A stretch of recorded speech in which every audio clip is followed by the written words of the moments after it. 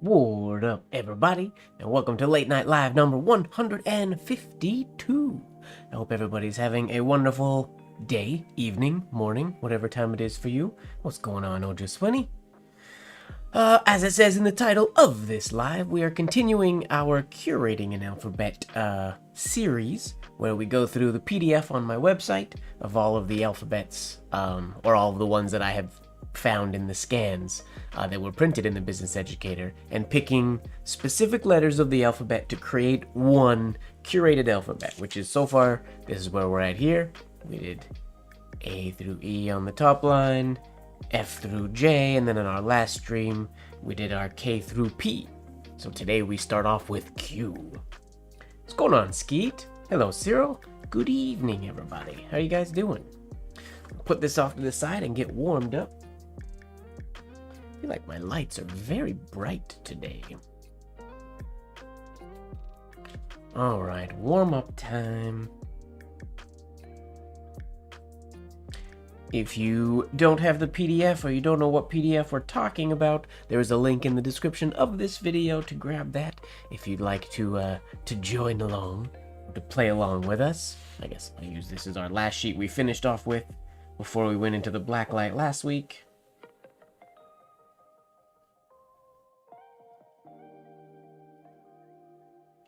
Get warmed up real quick. Oh wait, before I do too much writing, I didn't start the spinning top yet, which is important. Hello, Kiara. How you doing? Get this spinning. Yeah. And then we're also gonna light some incense today.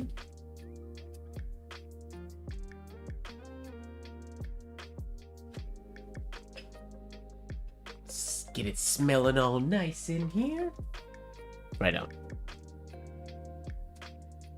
And now back to warm up. With that out of the way. Oh, my desk, I feel like it's... Sorry. I have my two desks tucked under each other, so I was very in the wrong spot.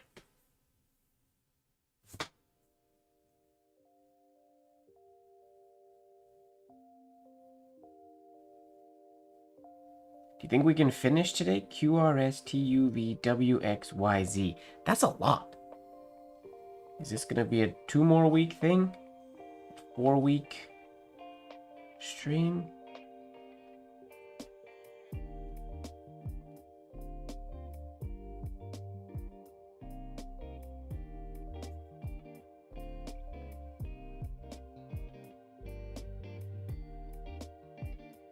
So I'll ask, has anybody taken a look at the alphabets yet? Do we have a Q in mind? Do we have a favorite Q yet or no?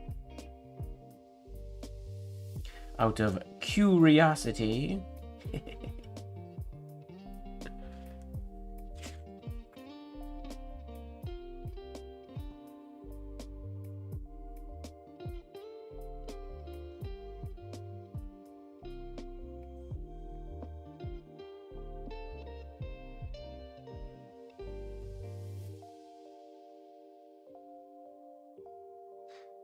That smells good.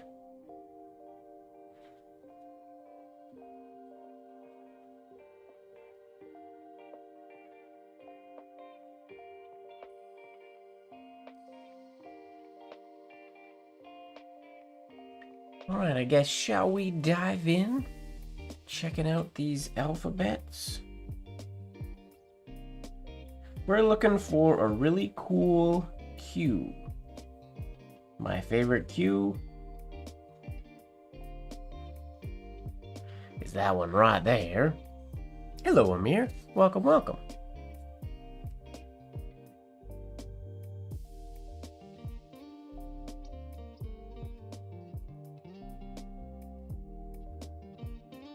What are you up to this evening, Kiara?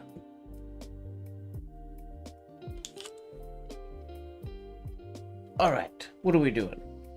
Gonna take a tip of tea. Is what we're gonna do. We're gonna take a sip of tea. Ooh, it's hot in here. I'm trying something new instead of the mug today. This might be too hot to drink. Maybe.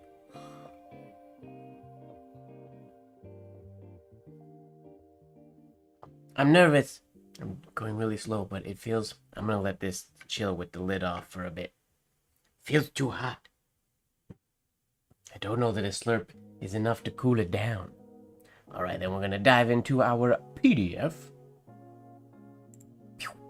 Have that there so you can all see it. And then we'll go to the top. Why does it look so brown? Well, it's my regular Earl Grey, but then I have just a splash of milk. It's what it always looks like, it's just usually in a mug.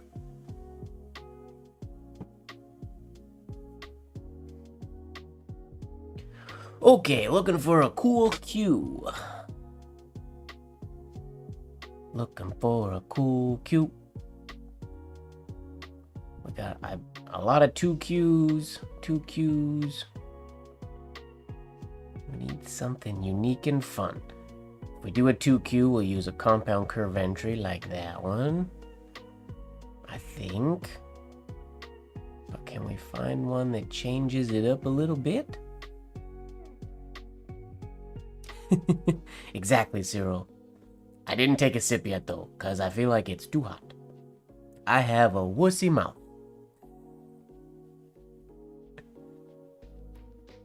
What do we got? What's this? Okay, we can do a spiral Q. We've done a few from this alphabet by APMUB. We could do a spiral 2Q. Everybody just uses 2 Qs. Oh, here's our first. There we go. Burnett has our first Q that's similar to the one that I like to use. Another 2Q. Another 2Q. Oh, we got a few variations on this page. No, we just have 1 Q. We have variations of other letters, but not the Q. There's my favorite one. CC Kanan's variation. He wasn't the only one that used it, but he used it quite a bit.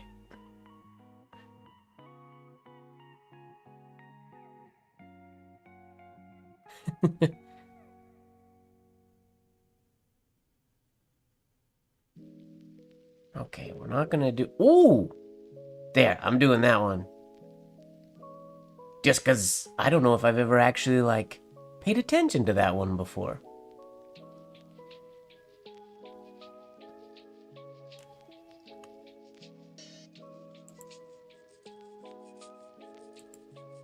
Whoops. There we go. Oh, I can't... What is happening here? I messed it up. What did I do wrong? There we go. My screen will not let me zoom in on that cue, so this is just gonna have to do. We're gonna do that variation, because I think it's cool. It is on page 25.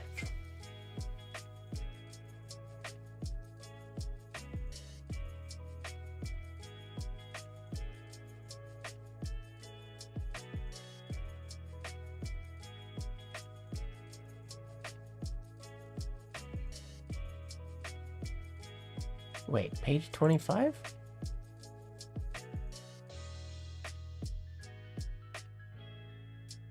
No, not page 25. I lied to... Wait. Page 26. My apologies.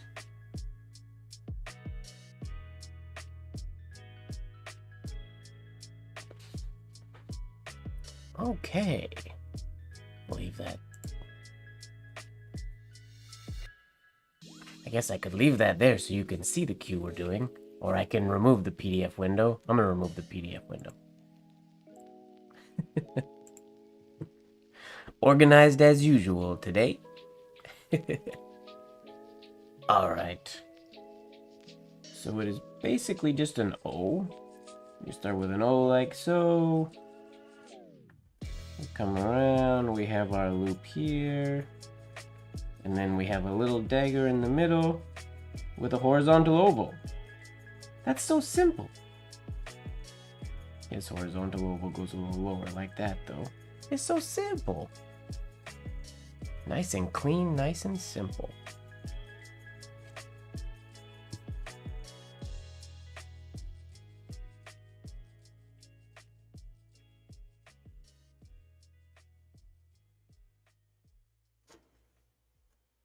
Oh, I gotta bring this up a little bigger.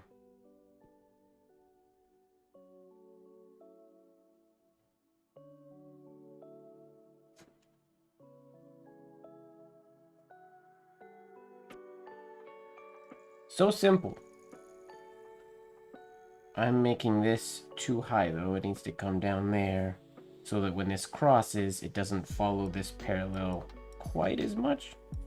Kind of creates its own little oval down here. Yeah.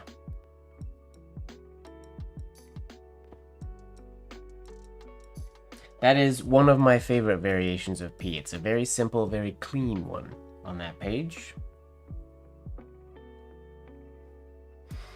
Zoom you in a little bit more, I think. Lock focus. All right. Q.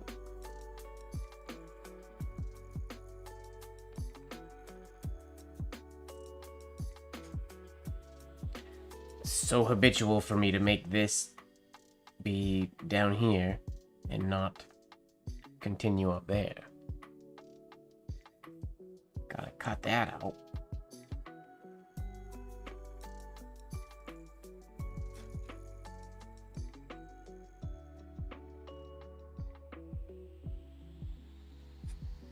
Like that. That's neat. I wonder, most people would probably read that as a an O, but I don't care. I like it as a Q.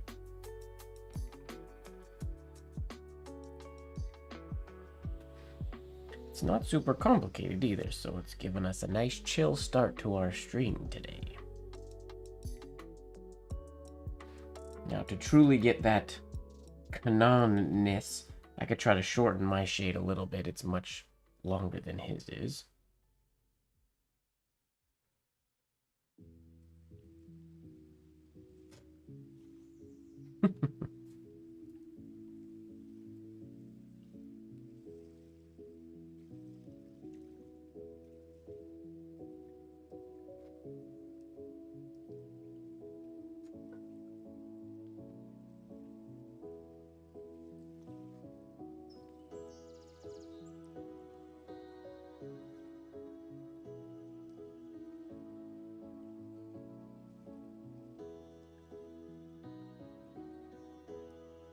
Ran out of ink, but that's the idea.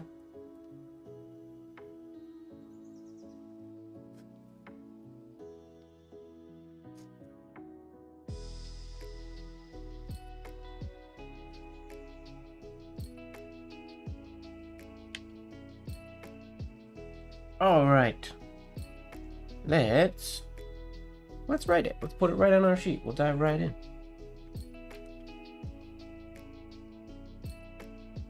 The edge, so I'm going to use a glide sheet here so that my fingers don't go off the edge of the paper. That should work.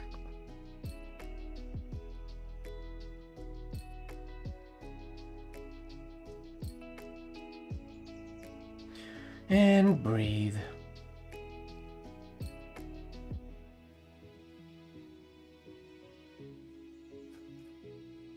Oh, whoops. Oh well. Add an extra little summit on there at the end. My finger, my glide sheet was my enemy on that one. My finger caught on the way back down. My wrong fingernail. I gotta clip my fingernails.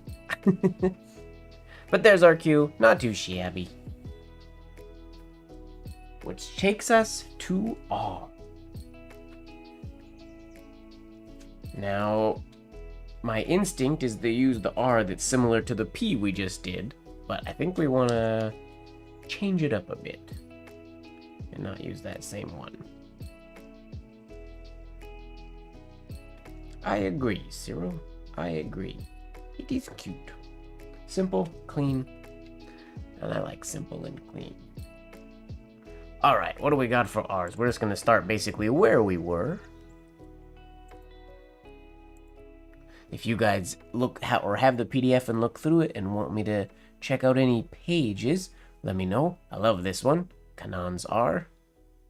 I like how big his lower right shade is when he does this one.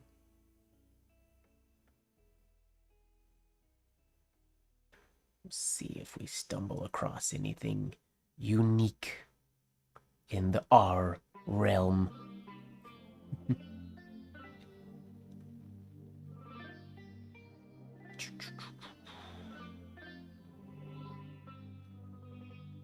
There's a few variations. I do like that one on the far right there that has the second stroke starting inside the entry oval of the first stroke.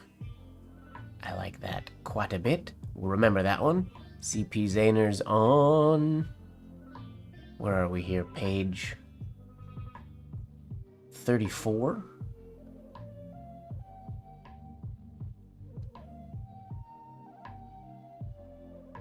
Oh, here's that alphabet that we used the B from this one, but I'm not a huge fan of the R, so we won't use that one.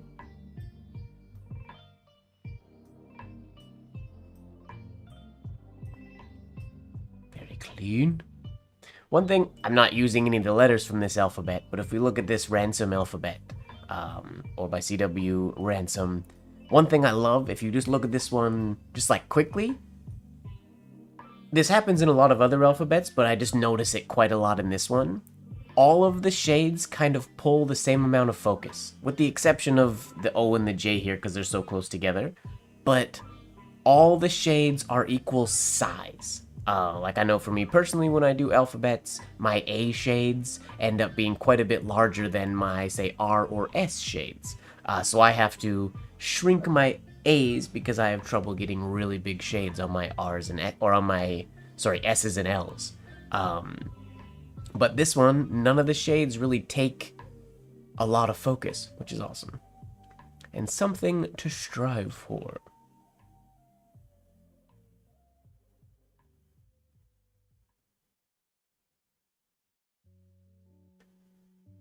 Alright.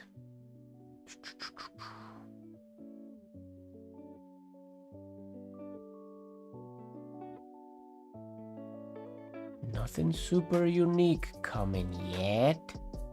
Oh, I like that little... I do like, on this one, by D.L. Stoddard, the size and placement of the accent shade on the far right side. I do like that quite a lot. That's pretty. You know what we could do here? I'm gonna do this so that when we're looking at the PDF, let's make this bigger for you guys, because you don't need to see my writing page. Should we go all the way to there? And then I just have to remember where the middle of the page is for you. So that is the middle. Okay, sounds good. We'll do that so you can see a little bit better what I'm talking about.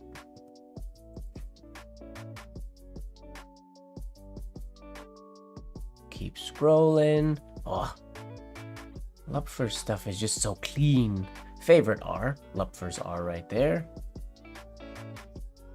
Okay, so far I do think I like this R that starts below the baseline, or the second stroke starts below the baseline and gives that big loop over, similar to the P from the last alphabet we used. I like that one. I think that's gonna be my choice, unless I see something that stands out or somebody suggests one they would like to use. We could also do this one that has the compound curve starting for the second stroke. So many options.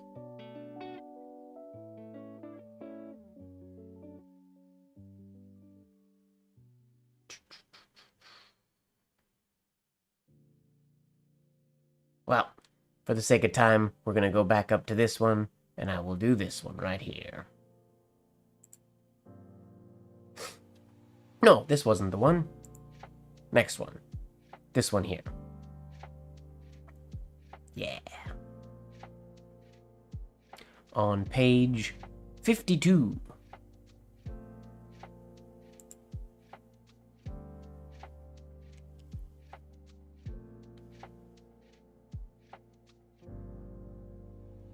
Hello, Lene.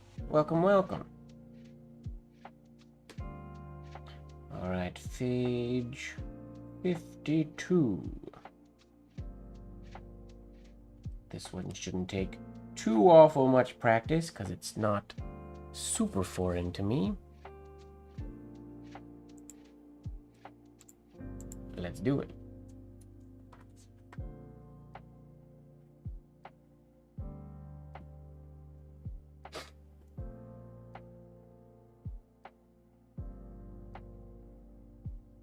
So we get that nice clean compound curve stem.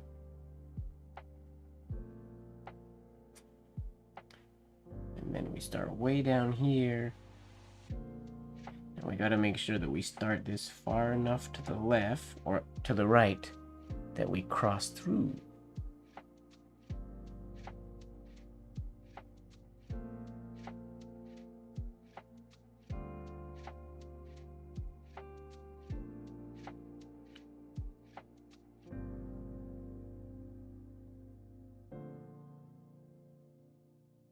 Ooh, that shape is all kinds of no good.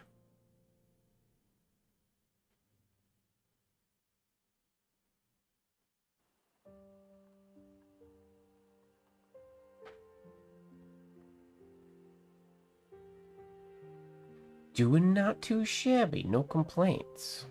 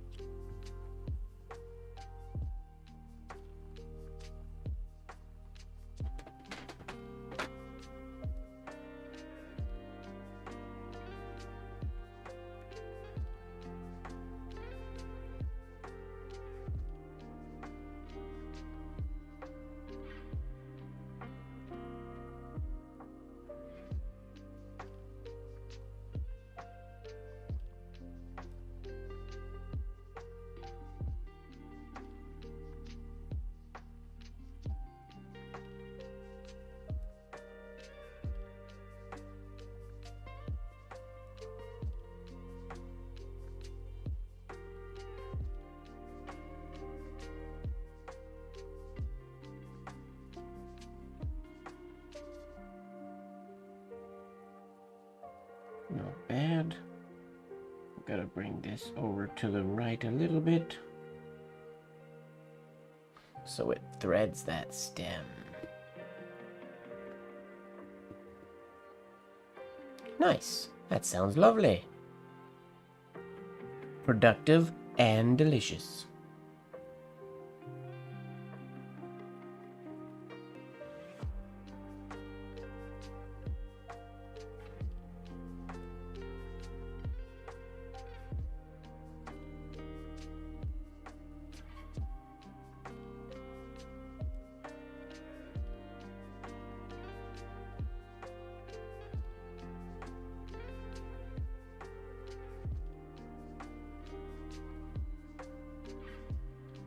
Bad. It's a little on the tall side.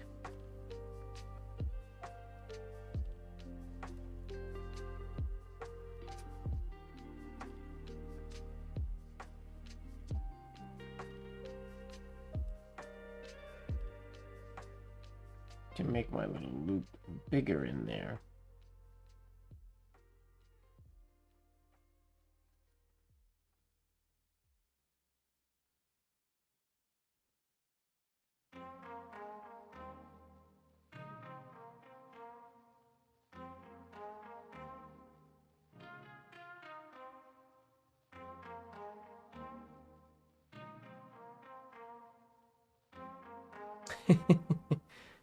Productive's always good.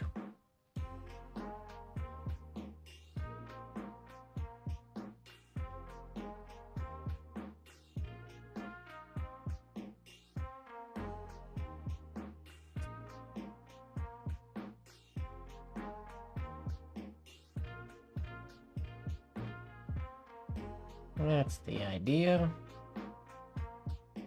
It's a good tune.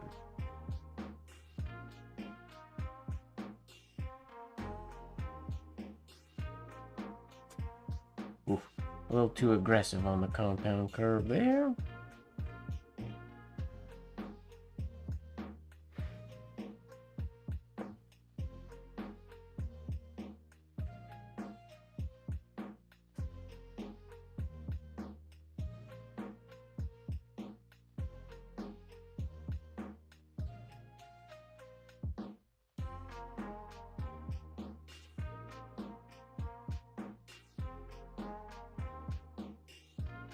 A couple more and then we'll go to the sheet. I think.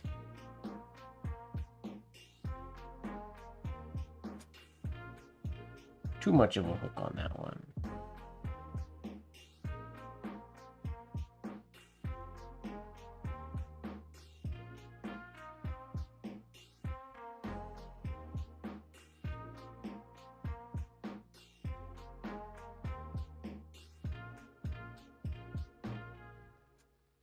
That's better.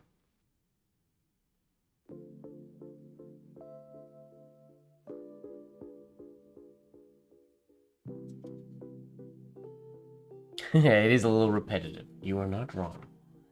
All right, let's go to our sheet. Start a new line with this relatively simple R. Nothing too snazzy fancy about it.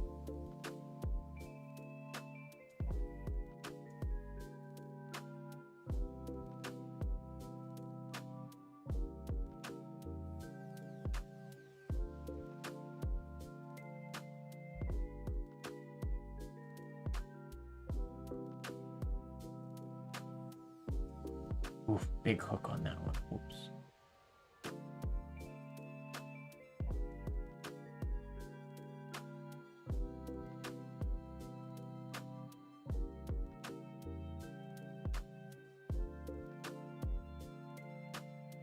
That'll work. There's our R.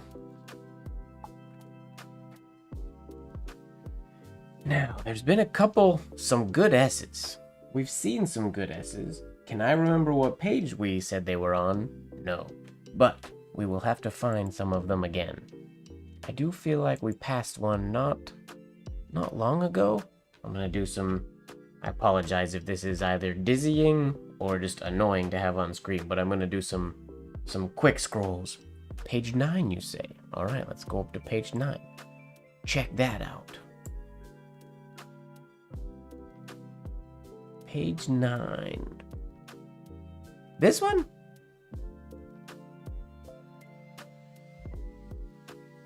Not a huge fan of this S. I don't like, I mean, the design, the shape that he uses, I don't have an issue with.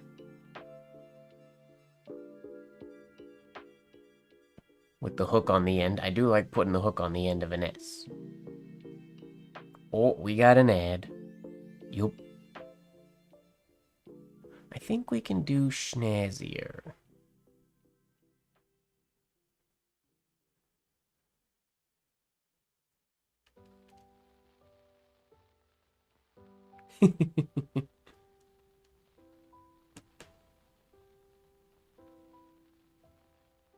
Oh, this alphabet's in here twice. Whoops, I guess I didn't catch that when this PDF was put together. There it is again. Twice in a row. So there's that same S, a little bit executed a little bit better, I think. So there's this one here that I really like. Same idea, but instead of a dagger on the end, or just a weight on the end, it stops, and then the shade goes to do a direct horizontal oval exit, which is unique. I like that one. 14. The main thing I like about it is it's just unique. It doesn't stray too far away from a standard S that we use quite often, but it has a cool unique look to it. That's page 14.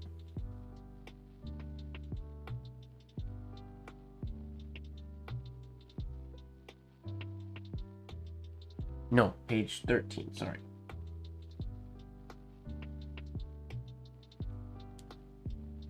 Page 13.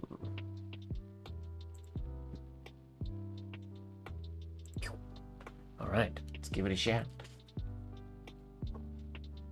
So I finished just it's really just the exit stroke. The S itself is pretty standard.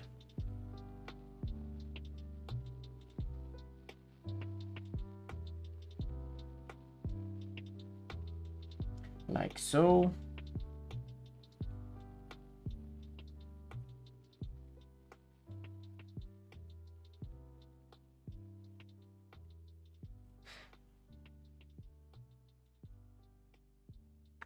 Yeah, the exit adds quite a unique spin to it.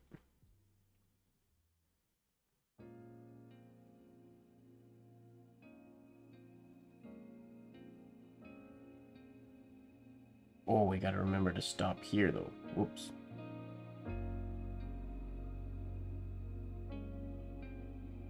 And then that shade comes in.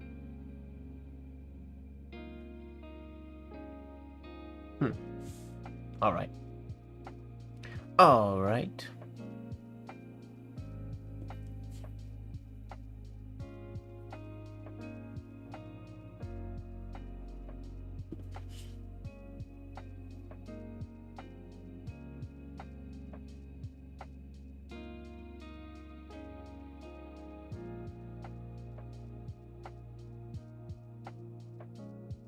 Something like so.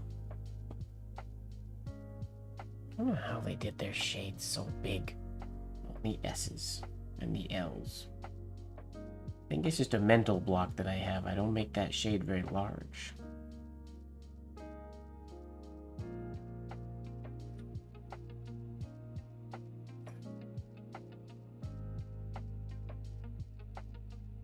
I do like these two, the look that gives with those two coming into each other. It looks pretty sweet.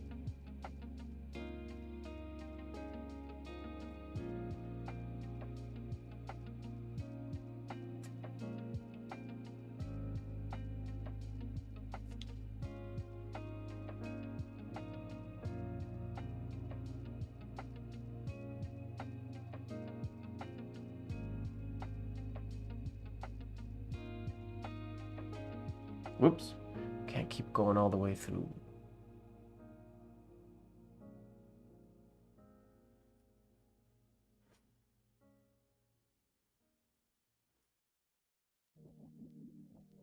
Too much hook on that exit that time.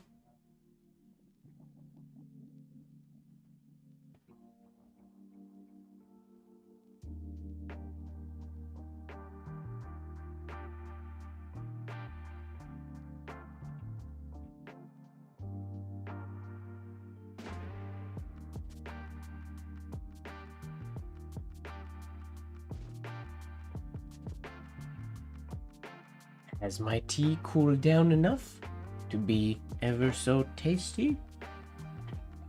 Let's find out, shall we?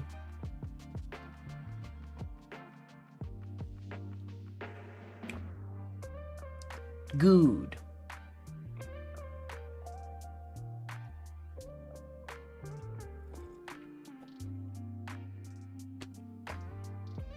Yummy, yummy. I'm nervous having that bottle on my desk. I'm nervous I'll knock it off. Same tea as normal. I'm just drinking it in a glass bottle / thermos thing. Changing it up.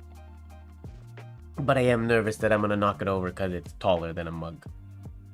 So I have it on the floor instead of on my desk.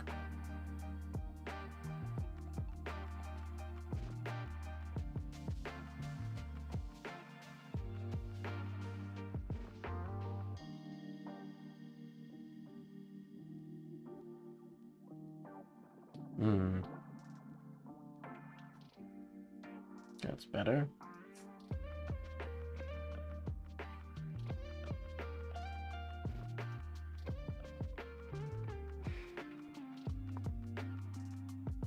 I quite like it, because at the end of the day, it's a standard, like, I use this S quite often, this one. Ooh, I forgot to put a shade on it, but that's a standard that had a shade. It's pretty standard S. We're just not hooking the very end.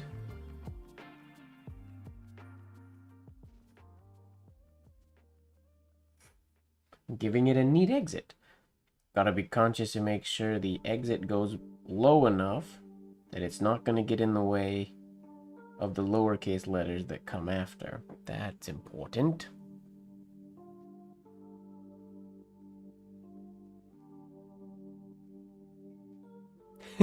No crazy kicking and of excitement, since it's on the floor. All right, we'll do one more, and then we're gonna go to the sheet. Straight to the sheet today.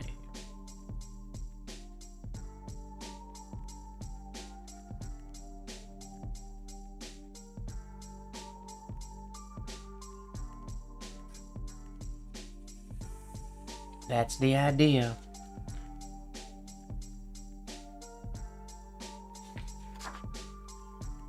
Oh, this can stay here, I guess.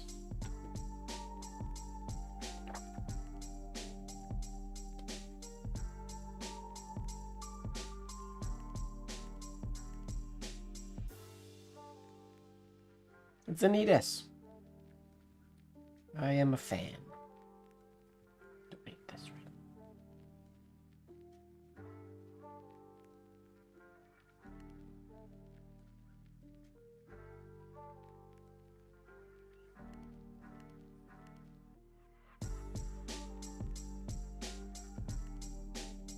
Yeah, that'll work. I'm happy with that execution. It's probably the best one that I did tonight of the practices that I did. So, win. The R, not so much, but that's okay. All right, T, a pretty basic looking letter a lot of the times. Do we have any neat variations of the T? Oh, let me get a sheet here.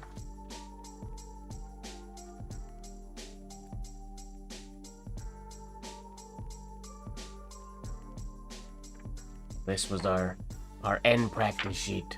Flip that one over. For our T,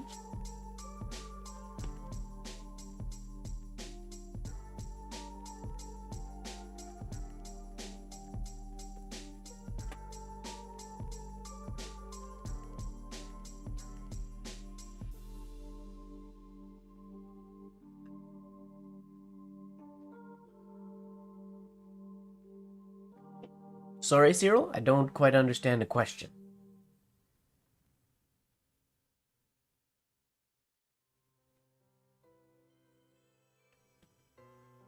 All right, I'm gonna pull up the PDF again and go hunting for a T.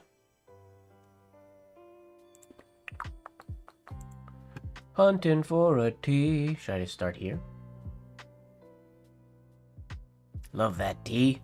I love when the stem shade is so low that it sits like on the long side, the lower long side of a horizontal oval. Double loop, which is nice. Ooh, this one has a shade on the compound curve part of the T, which is unusual. Up at the top there. I'd have to do that stroke in reverse to do that, or use a flourishing grip.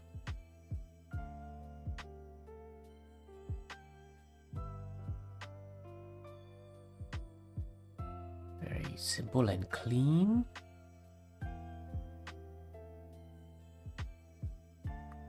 Like the one with the extra shade. All right. Noted. What page was that one on? That was page 16. Keep that in mind. Double loop on that one. This is a messy alphabet. One thing that I do say, hello Peter, how's it going? One thing that I do say often about alphabets and writing, and when it comes to like personal critique and whatnot, you'll see like this alphabet, not to rag on, not to be too rough on this Penmen, but this is not the cleanest of alphabets, especially considering it was published in one of the biggest penmanship publications of the day. And this person not only felt confident enough to send it in, they thought it was worth printing. So we have a tendency to be really hard on ourselves. And I think we just need to be proud of what we're doing and be a little bit less judgmental. Obviously, we want things to be perfect and good, but if Mr. C.A. McCluggage,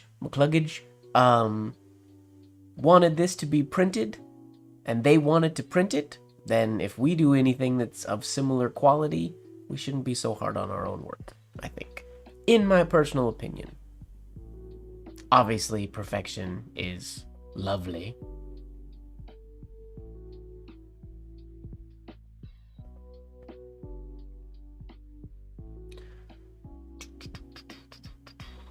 Looking for a T. Looking for a T. S. I like that S. That's a cool variation that I don't use enough. I like writing it. But we're looking for T's, not S's. Looking for T's, looking for T's. Simple. And they can be simple. I just want them to be unique. That's a beautiful T. By Mr. Zahner.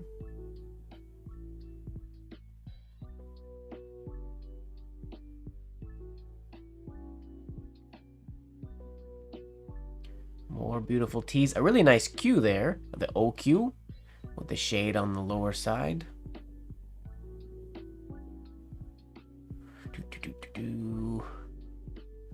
Come on, guys, give me a cool T here. There's that Mr. Ransom alphabet again.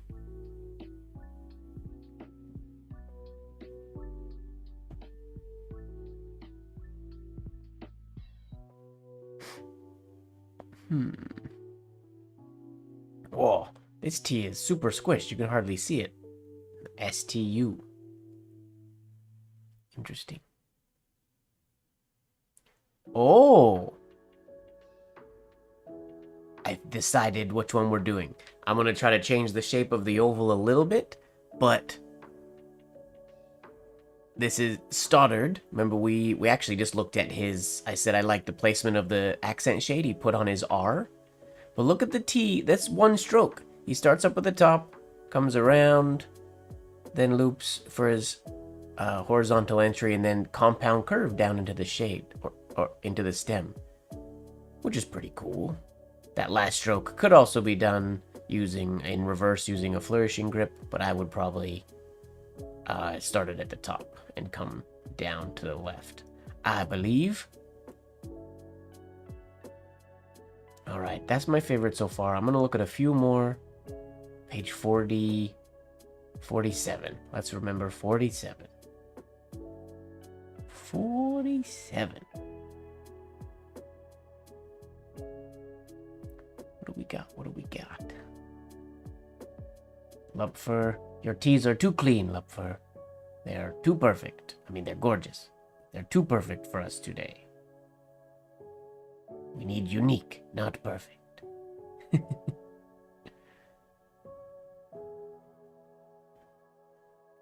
Looking for a unique tea. Except for the one I'm drinking. 66? Let's check out 66. 66.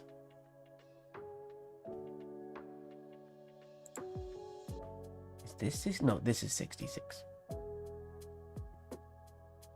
Continuing all the way through with that horizontal oval and a very simple crossbar. That's a very pretty T.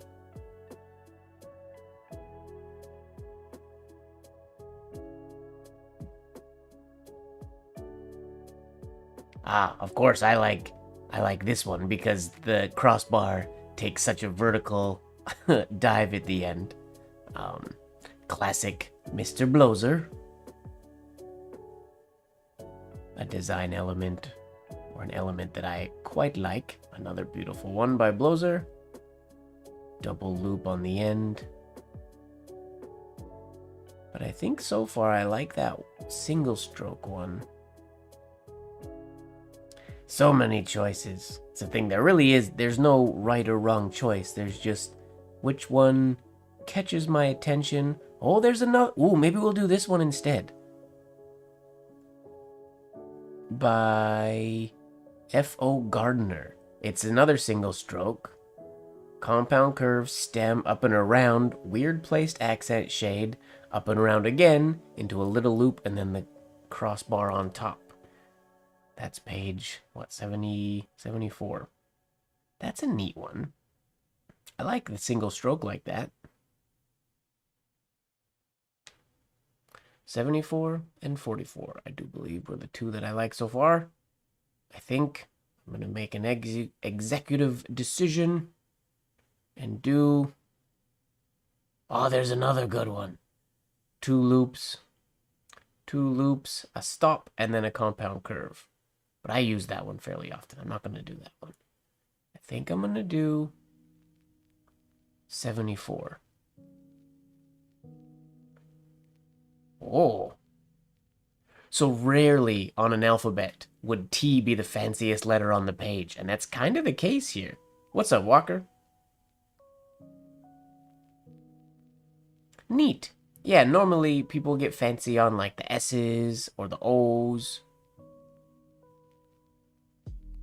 T is rarely the letter that sort of stands out as the most spirally or flourished, which is interesting in this alphabet. I guess the Z is pretty flourished, but fancy.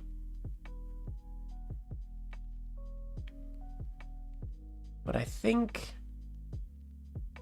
Oh, let's have you guys decide. Are we gonna do... We'll pick between 85, which is this one here with the double loop, standard horizontal stem, or horizontal entry with the stem stroke, or... I think it was 74, or 74. Compound curve stem with a double loop coming up to the crossbar. What do you guys think?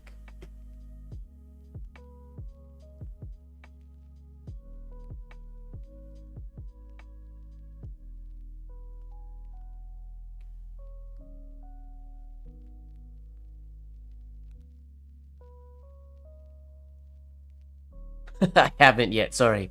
I haven't been on Discord very much today.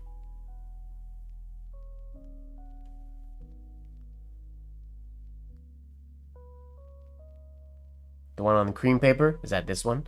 74? I'm gonna look one more time. 80. Yeah, we'll do 74. We're gonna change up the shape of the ovals just a little bit, I think. But we'll do this one. There we go. By F.O. Gardner.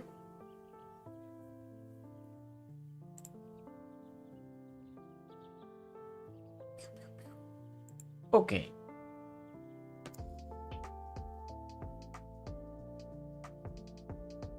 $74.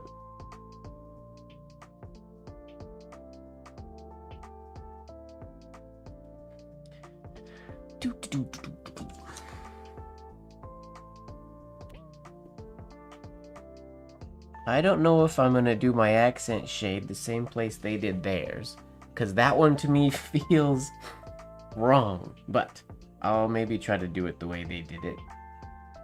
First, without shades, we're just gonna come down like so. We want this oval to be angled like so, and we want this oval to be bigger, angled like so.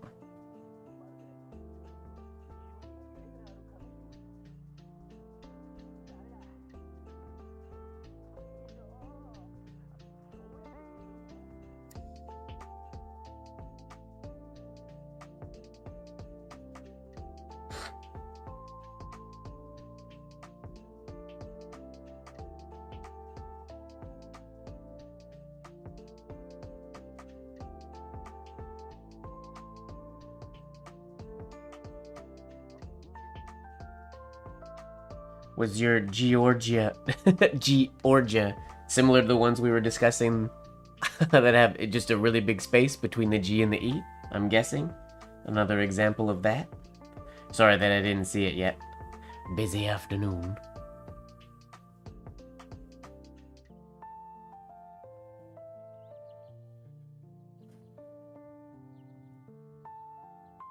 Okay, now they have an accent shade right on the end of that oval, which I will admit I'm not a fan of, but we're gonna try to add it in there on the fly, just because they did. And we'll try to do it true to Mr. Who did they say did this one? True to Mr. Gardner's original design.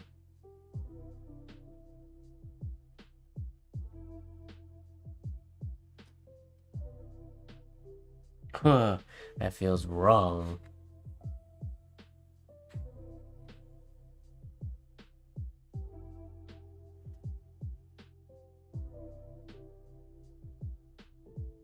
Gotta get that. So many direction changes. I'm going from angled ovals of my stem to a horizontal oval here to a reverse angled oval here, which is an angle that I have a lot of issue with. Then we have angled oval, and then we have our flat horizontal ovals. Wowzer. It does kind of look like a wing, you're not wrong.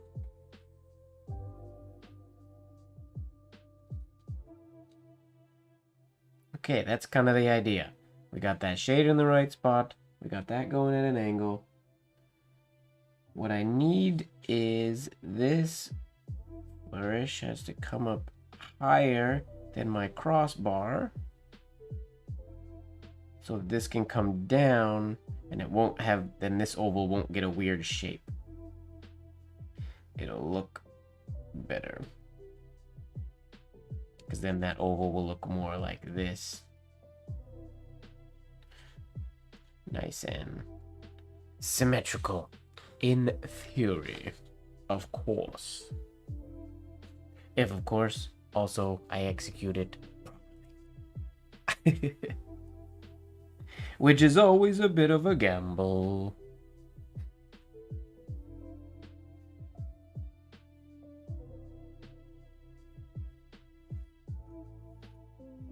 Wow! Out of control there. Out of control. The accent shade messes with my head. I'm going to remove all shades real quick and just get used to the direction changes for the ovals, because it does not feel comfortable. Yet. No. Higher here. That's better.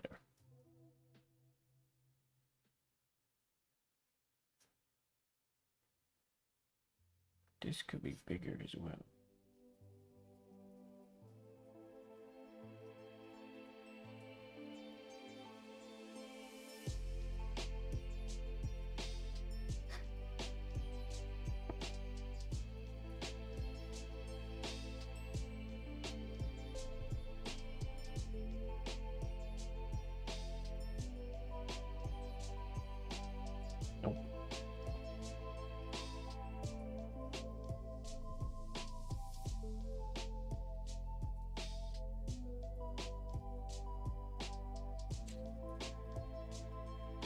Having issues.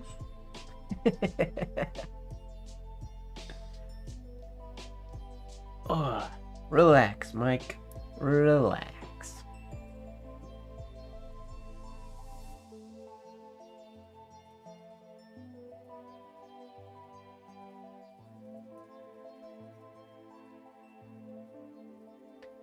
Ish. It's coming out of this oval. I just need to open that up and I'd be good. Then the rest is pretty much on point. So come out to the right. Or to the left. All rights and lefts.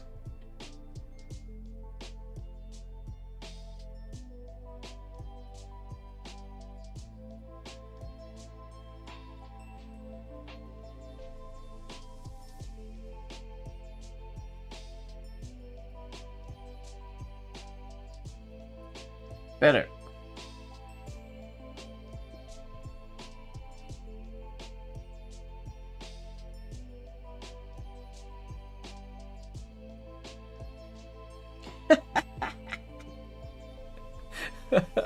This feels like I'm learning to walk for the first time.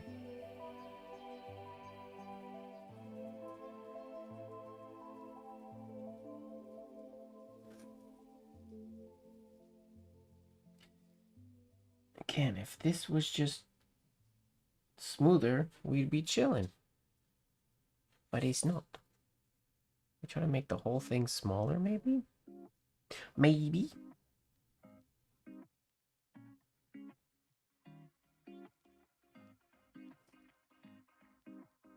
Oh, that's better. My accent shade happened a little too soon. That's okay. And I'm taking this accent, or this little oval, much more vertical. It needs to be at that opposite angle. But like I said, is weird for me. Maybe I can think about it, instead of thinking about doing an off-angled oval, the transition from a horizontal oval into an angled oval should automatically create, yeah, that's the idea, should create that off-angled oval. Trick my brain. Horizontal transition, just when you do the transition is the important part.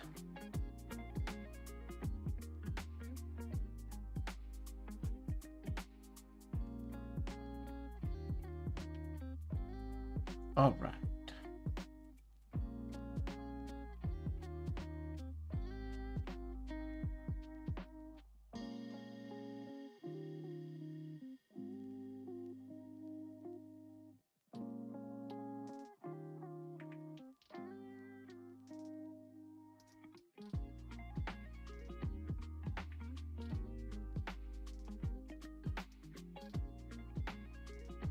Thank you very much, Connie.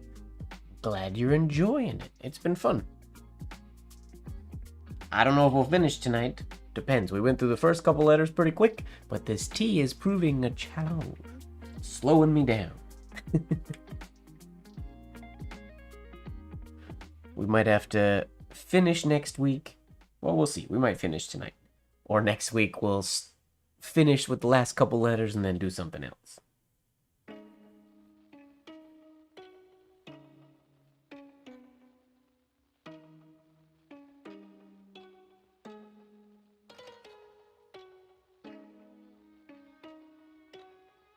Why is that transition? My hand just doesn't want to do it.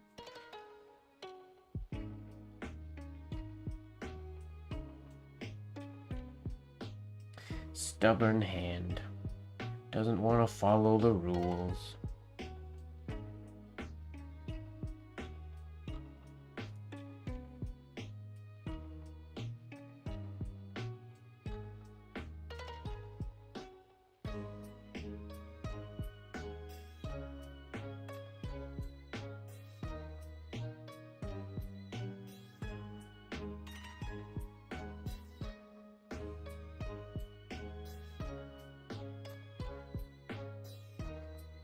Good, except for the shape of that accent oval. The rest is basically what I'm looking for.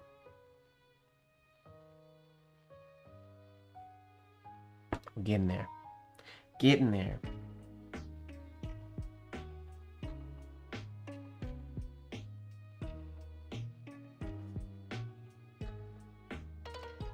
If I don't do the shade, it feels much more comfortable. That's the right shape.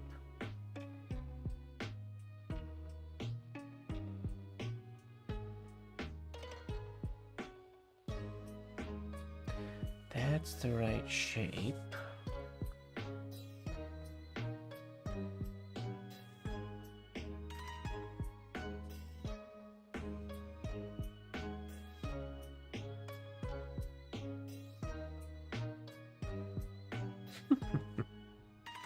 Not bad. Could be worse.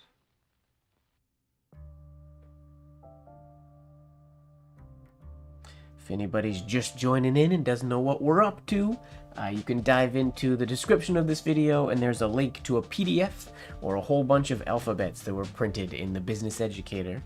We are choosing specific variations through that alphabet to write, to sort of curate a unique, full put-together alphabet. Happy Thanksgiving to you as well, Cyril.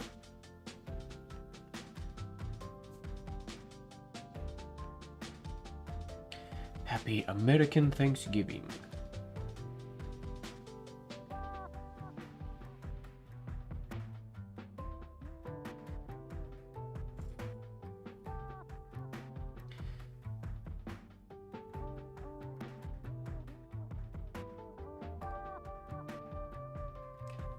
Well, it's not Thanksgiving here, so no festive plans for me.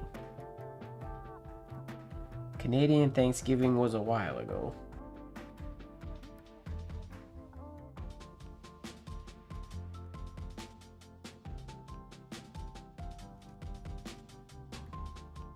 That's better.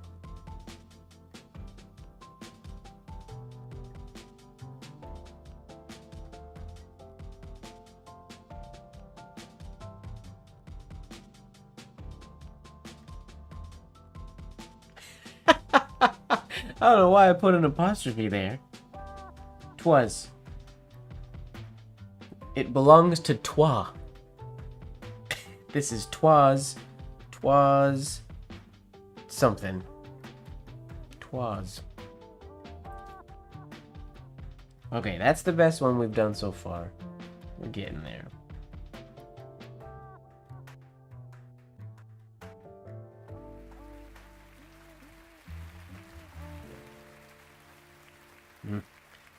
Oval got a little funky.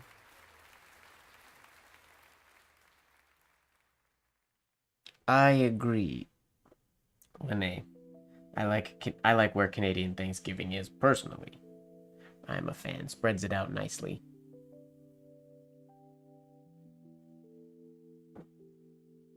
Follows, I believe, the harvest. So we give thanks for the harvest and whatnot. The farmers.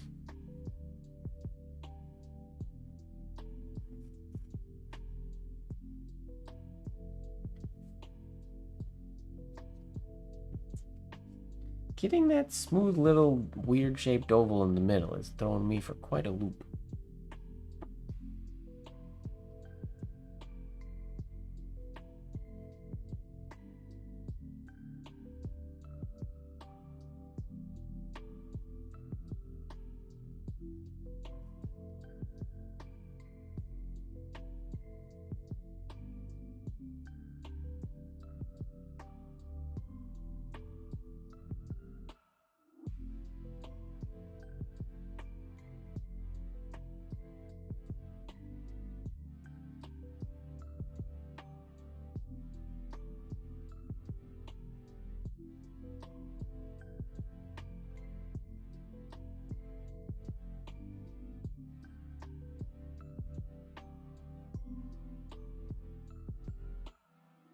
See, I'm getting... now this oval is almost... Yeah, I'm definitely... It's coming back to almost an angled oval. It's not angled in the right direction.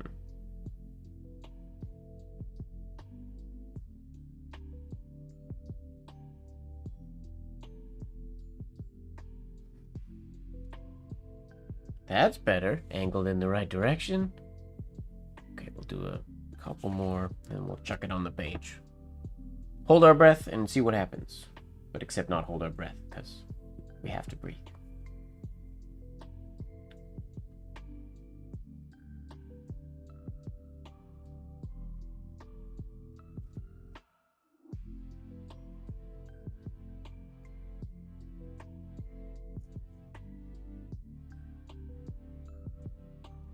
One more for good measure.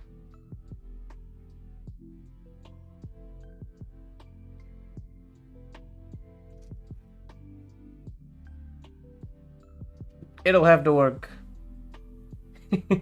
Overrated. Psh, who needs oxygen?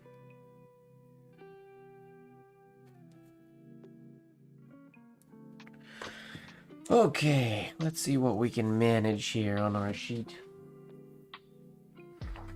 Right after this beautiful S. I don't want to mess it up.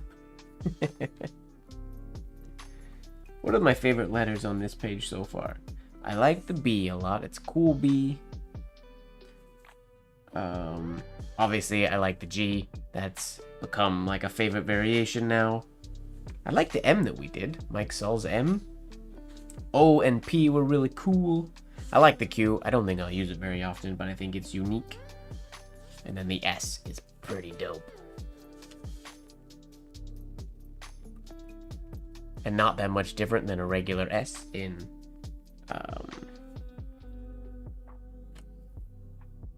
writing it, so it's something that requires a ton of extra work. The P's pretty dope. Okay, let's do this T.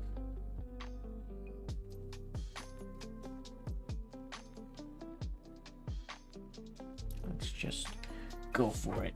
Throw caution to the wind and see what happens.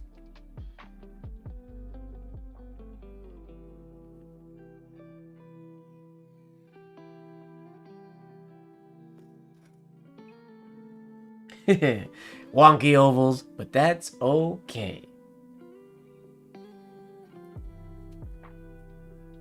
The L is a cool variation. I'm not a huge fan of the of my execution of it on this sheet of paper, just like my execution of this T. Nobody saw me do anything. All right, let's get into our curved stem shades. We got the U. We need a cool U.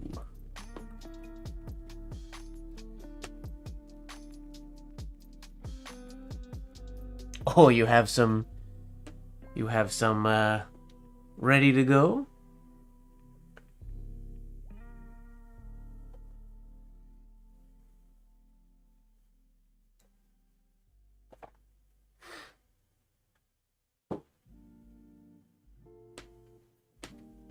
All right, let's dive in. PDF. Boja.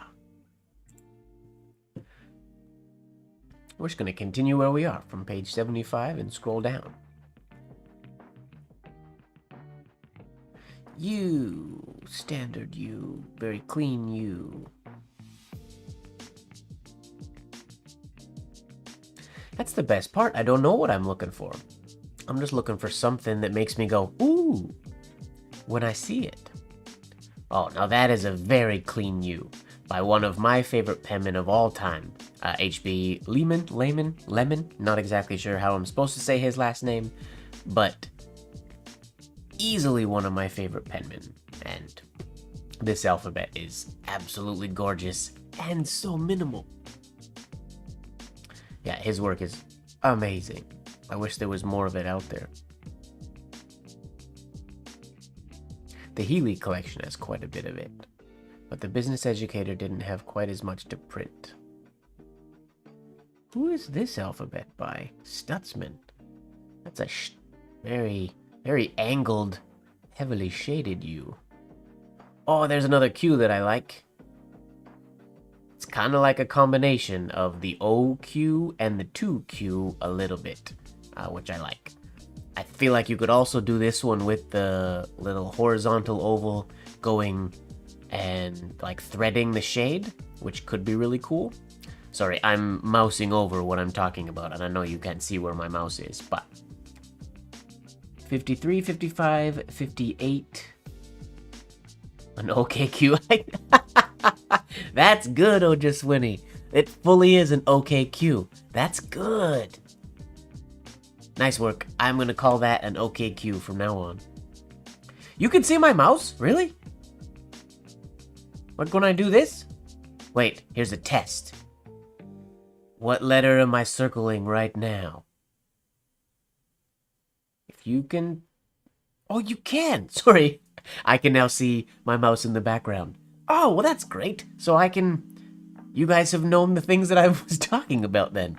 That's good. I didn't know that was a thing, that you'd be able to see my mouse there. Wicked. Right on. Yeah. Okay, Q. Okay, let's check out 53, 55, 58, 94. I'm right close to 94, so I'll check that one out first. 94 by Kiesling.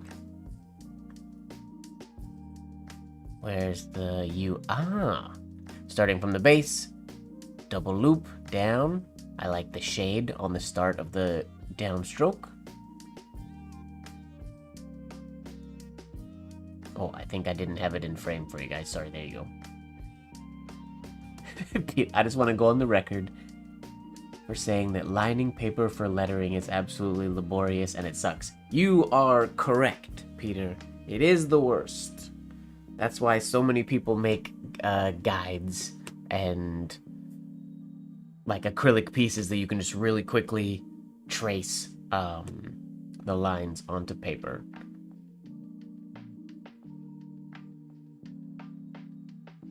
That's one of the coolest things, Walker. I don't know if you were here when I was talking about, like when people always strive for exactness and perfect forms. When so many creative, neat, virtually unknown variations were submitted to the business educator by penmen who weren't absolutely beautifully perfect and whatnot. Virtually unknown people, or yet not the big names that we know all the time. And it's cool, and it makes me want more people to sort of experiment and not be scared to play and put your work out there if it's not perfect. Obviously, perfect work is great, but perfect is not necessary to put it out there anyways. Let's see, 53, 55, 58. 53, 55, 58.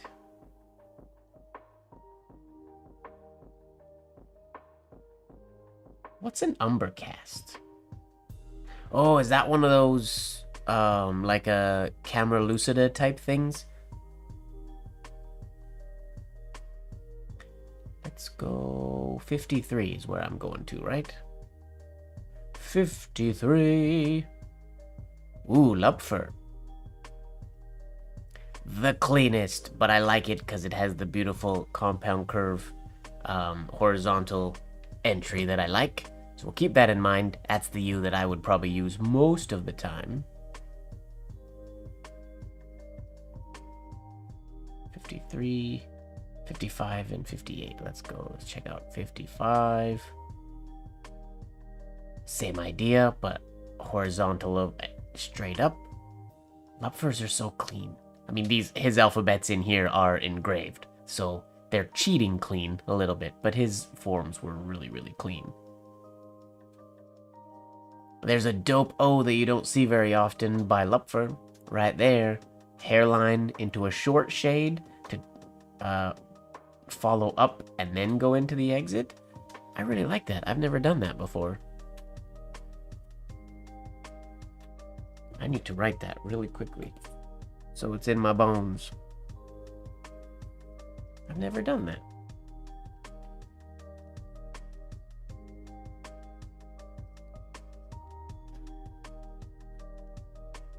Cool. Didn't write it nice, but that's all right. Hello, Lori.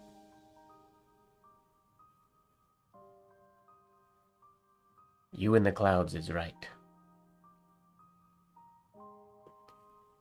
Okay, 50.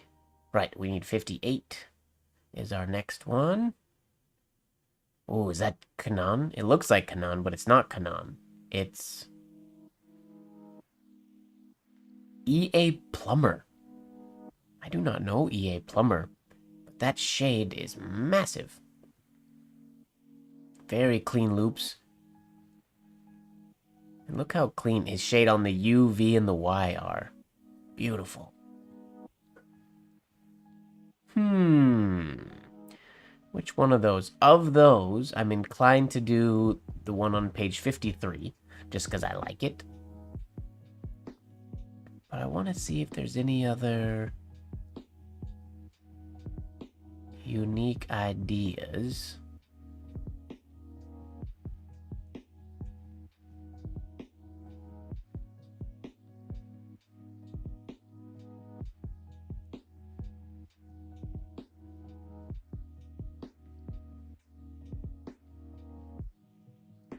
Lupfer's, without question, his alphabets in the Business Educator are like engraved. They're like fixed engraved. A lot of them. And you can what tells me that, or they were like individual letters that they would have had, and you can tell by like some of these forms, like if we take two alphabets for example. Let me try to find a good example.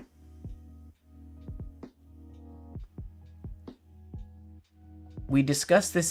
This came up in a previous alphabet of his as well, where certain forms would be it's the exact same execution on two different pages, but other letters were different, which means they kind of like picked and chose like his favorite engraved, perfected letters. Can't. Well, here, this will be an example. So if we see the A, the B, and the C, that C's different, never mind. So this is not a good example of that. But there are moments when you can go through and you might find like the G on this one is the exact same print as the G on, say, this one. I don't think it is in this instance, but you definitely see it in most of the time Lupfer's alphabets were used. And if it weren't for actual samples of his writing in scrapbooks and whatnot, I would have thought he was completely fake. But his writing was just so precise, which is why I kind of, and this, I'm not telling other people that they should do this, but I kind of treat Lupfer as, he's like the perfect.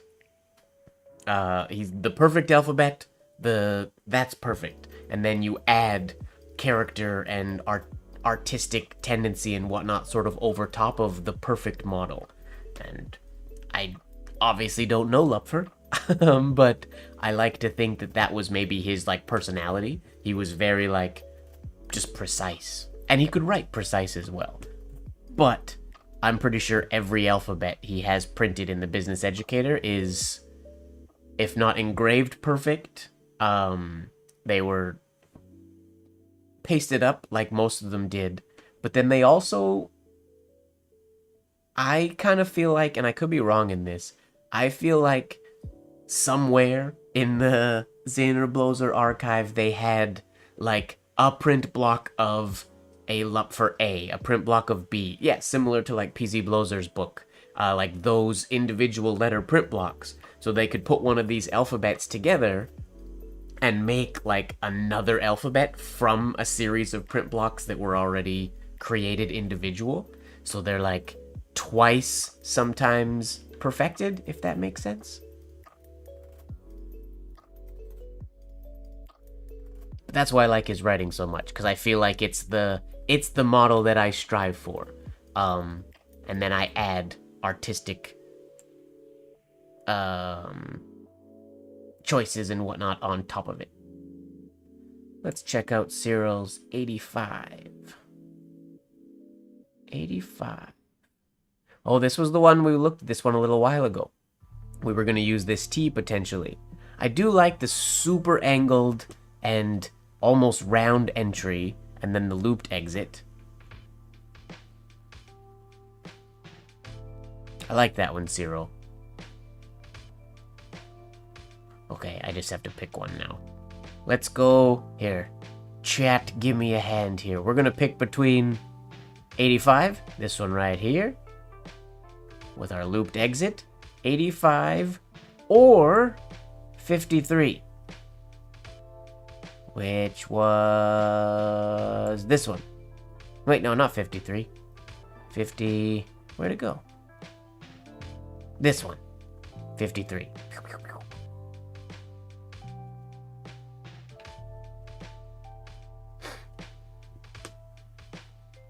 I think just sort of adding to that, Walker, it might also, that could be, and this might not be a thing, but it might be why like pages like this of his alphabet are more spaced out than a lot of Penmen's alphabets, and that could potentially be because they made, like, this is one block that has the whole alphabet, like a this type of a thing. It is a full alphabet, but that full alphabet might have been made by them taking individual blocks of an alphabet, putting them all together, so each letter kind of has its border, and then they made a print of that, and then had that photo engraved onto a plate like this.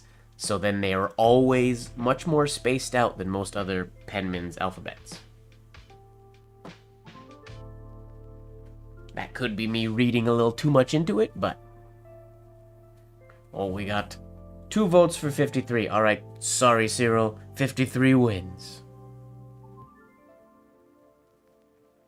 Hello, Jose. Good to see you as well.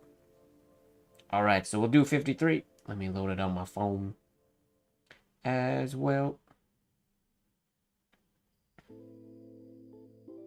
If you ever want to be... for lack of a better word, depressed trying to replicate somebody's writing, try to replicate Lupfer, because all his samples are perfect, and they're very, very, really difficult to perfect. But his ovals are perfect. And like I said before, if his writing... If there weren't also samples of his actual writing in scrapbooks, I would think it was fake. But he legitimately did write more precise looking than a lot of other penmen. Which, so did Zayner though, I feel like when he wanted to. Not always, but some of Zayner's writing is incredibly no nonsense and precise. Alright, here we go. No Nonsense You. With beautiful, perfect horizontal ovals.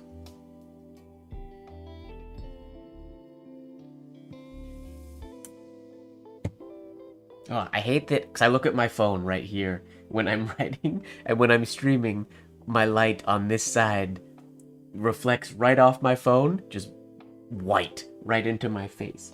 So my phone is tricky to use as reference when I'm on stream.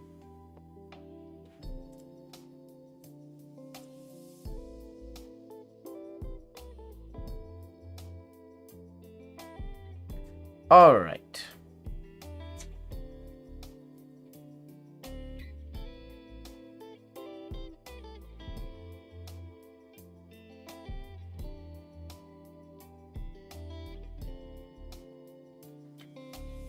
So we gotta get, for me it's gonna be the nice shape of this oval, as if it was just an implied large perfect oval, is a kicker. We want this to be shorter, have this come a little bit more round into here. Okay.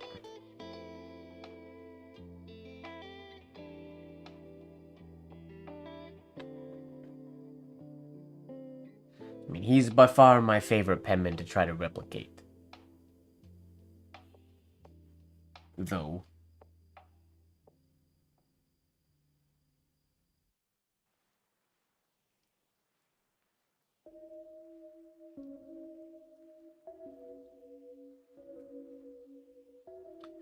I left my shade go a little too long on that one. But that's not too shabby.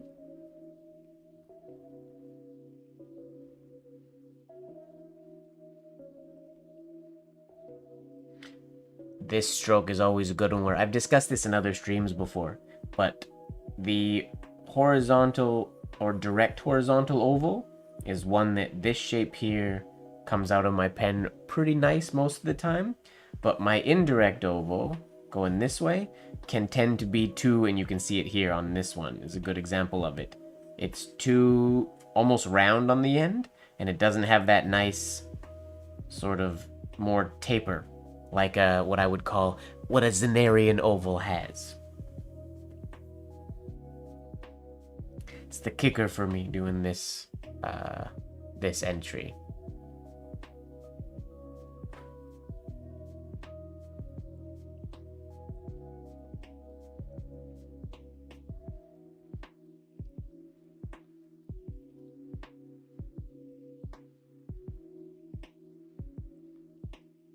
Now I have too straight here, not enough need that to be more abrupt.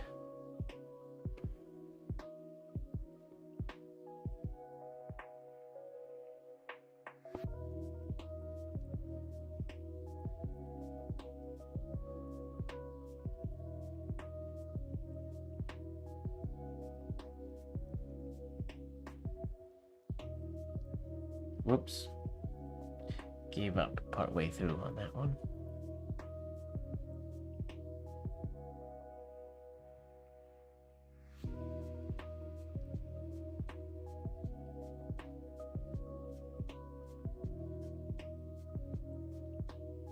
Oh!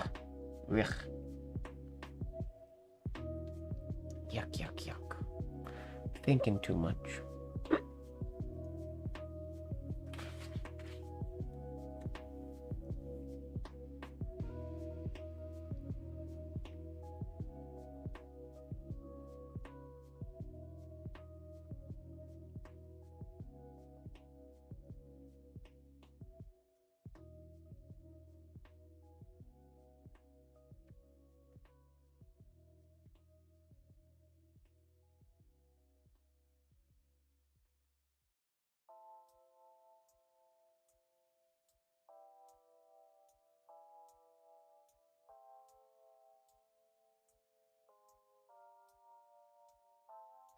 The idea.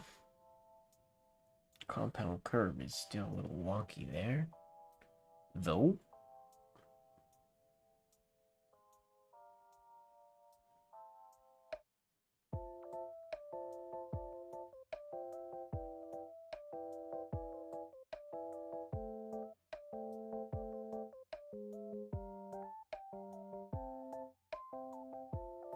Well, we got an ad coming.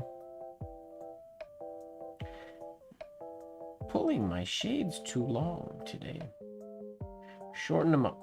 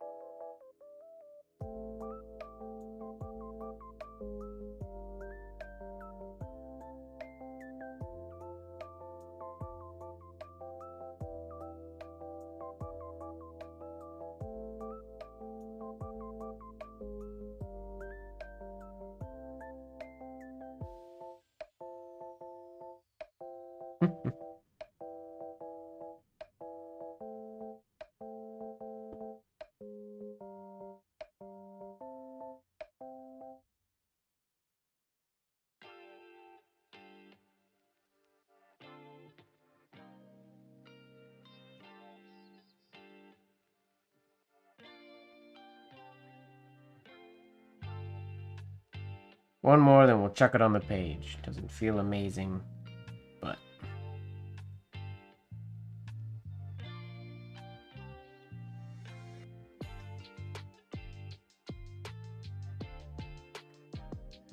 I don't know why my hand doesn't want to do smooth ovals today.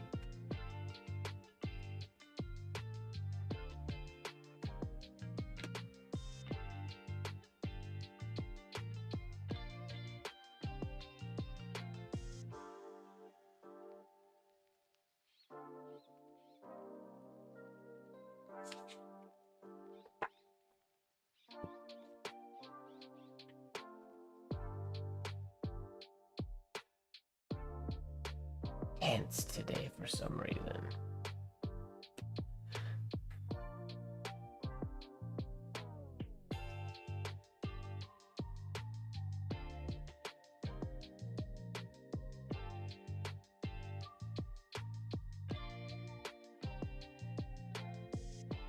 Breathing can do wonders.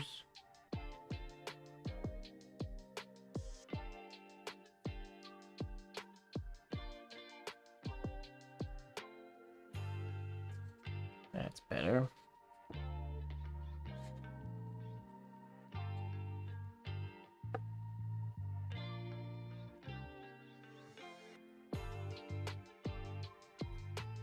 Nope, too round on the bottom of that one.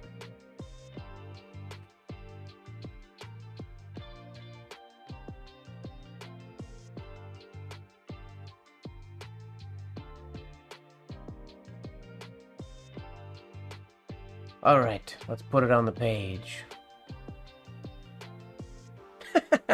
Gills would be nice. Waterworld style.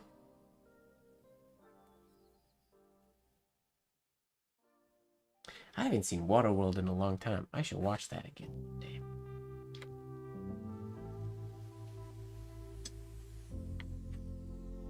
Alright, let's do our U on this sheet. Make it a little bit bigger.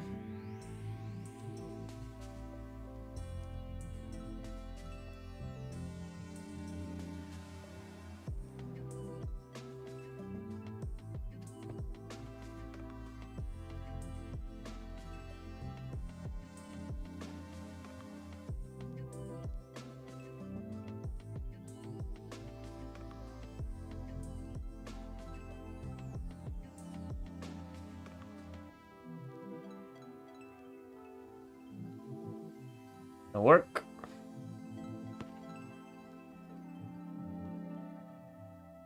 Little wonkiness coming out of that first oval for some reason, but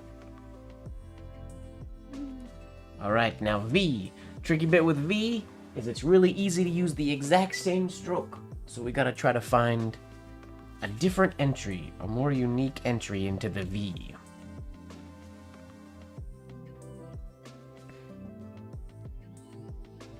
Some of the go-tos are obviously the one we just did.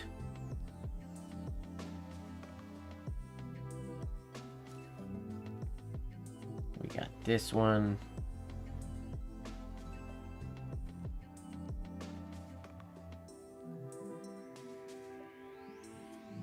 Like Canon. Yeah, we gotta try to find some unique V.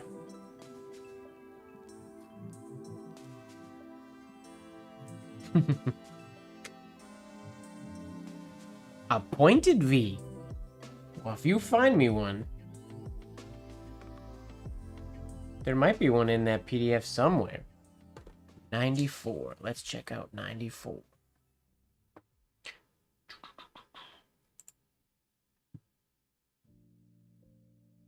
'94. Quick scroll, quick scrolls, quick scrolls, quick scrolls, quick. Oh, too far. 96, 95, 94. Okay, starting from underneath, loop into the V, and then a horizontal exit. All right, that works. Let's get some other options here as well, though. Well, remember 94? I'm gonna scroll down. We haven't been to the bottom of this PDF in a while.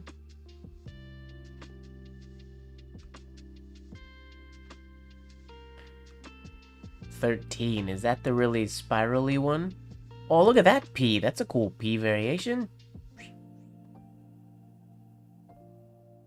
I feel like I've seen B's written like that before quite often.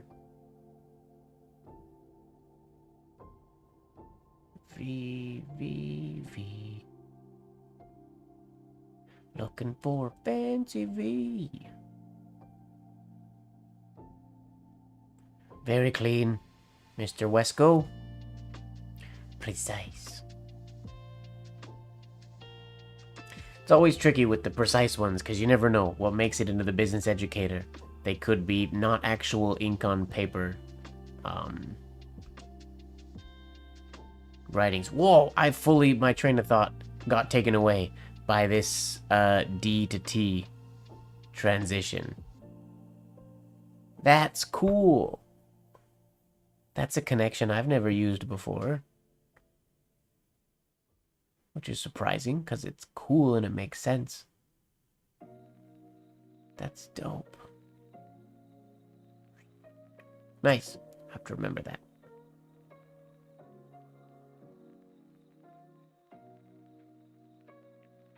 You think so? I mean, I think he should be. Todd was an incredible penman.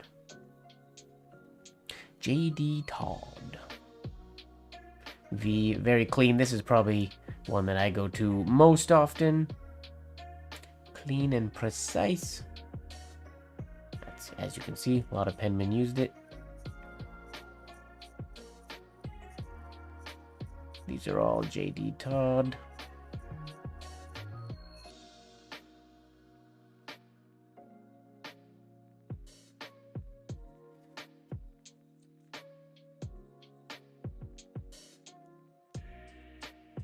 Oh, there's a cool X. Let's remember this one when we get to X, because it's unusual. 120. J.D. Todd's X. A cool variation on X, but not as bad or drunk as the one. It's not in this PDF, but there was a Mataraz X that Walker and I were discussing the other day, and it's not lovely. But yeah, 120. Remember that when we get to X, because I like that one. So clean on those entry ovals.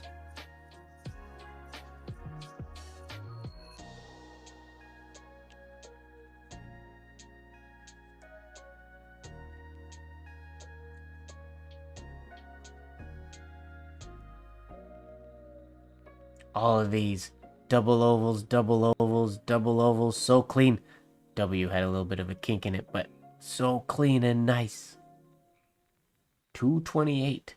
There's a lot of pages in this PDF. All right, let's skip to 228.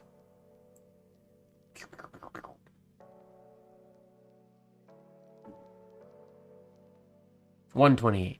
How many pages are in this PDF? 197. Ah, not even 228 here. 128.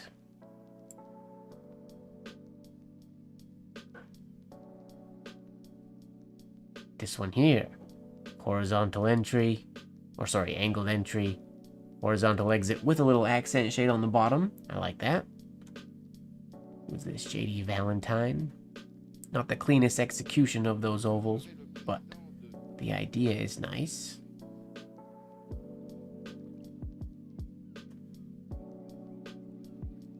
V on 89.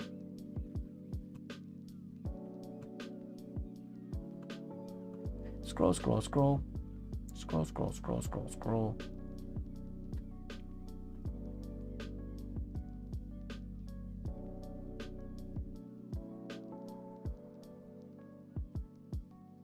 Do you mean 88? Isn't this 89? There's no extra shade.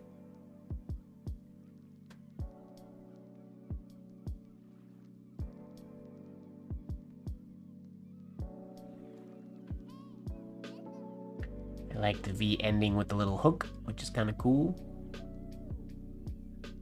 I get bogged down. I could just sit and scroll through these all day long and not even write anything, which I shouldn't do. Check out 100.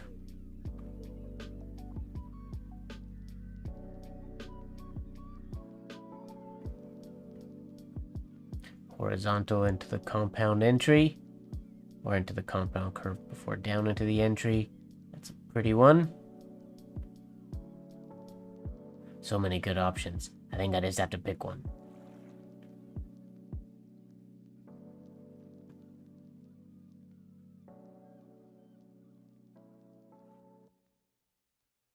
I was hoping to find some like weird reversed V or something strange. Yeah, 25 is nice with the extra. I feel like if I was gonna do the horizontal oval and the compound into the stem, I'll do the variation that has the extra loop in it, like this one. 114.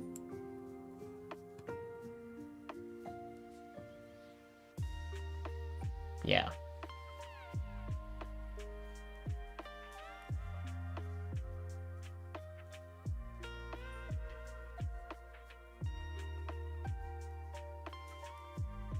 Alright, I think I'm gonna do... No, I don't even know. I've looked at so many. Let's just do this one.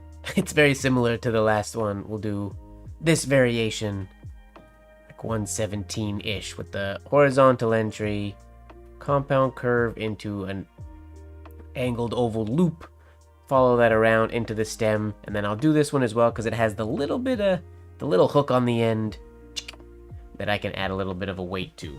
Just a slight little accent on the very end. For fun. We'll do that one.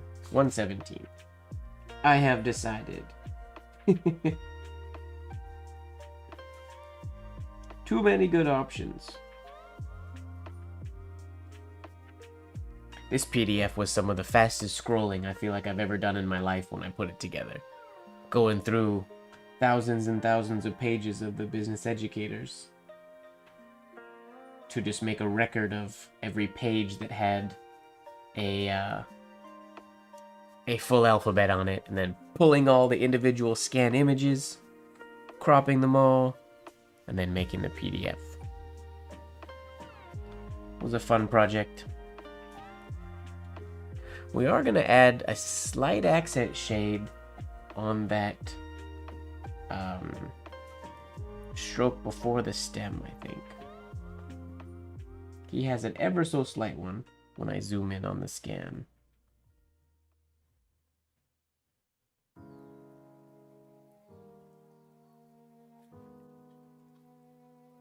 Something like that, but on the V, we need to fix that little bit.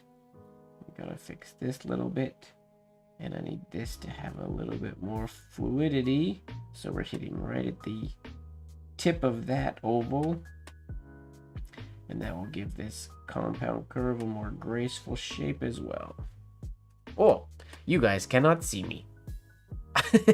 Sorry. Apologies. This was all the stuff that I was just explaining.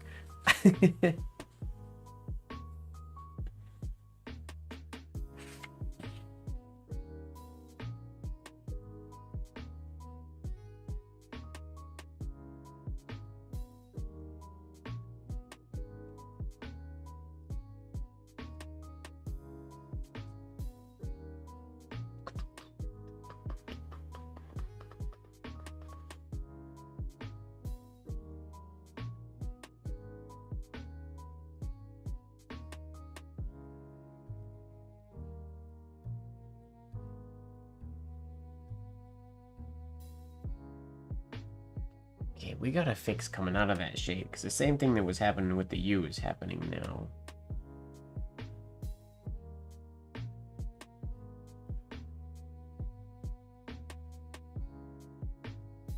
Just get a few of those under my belt. Oh!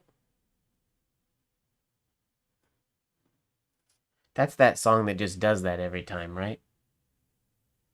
Just has nothing for a little while, and then it goes into another song. I know there is one of those on this playlist. I gotta stop slowing down. Nope. Better.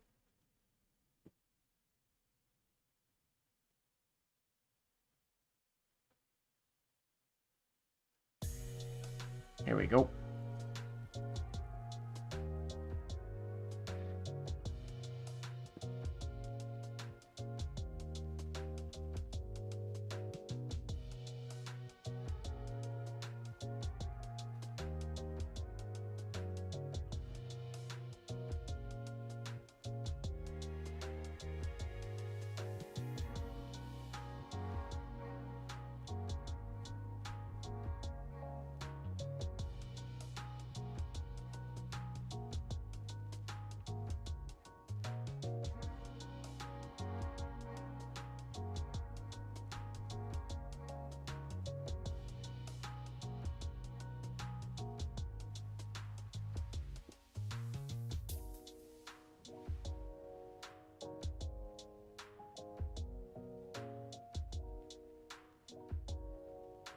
Whoa.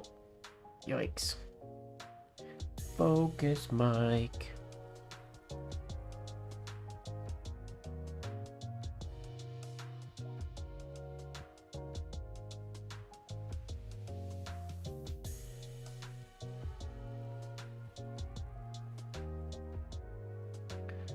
Yikes. Falling apart over here. What's going on?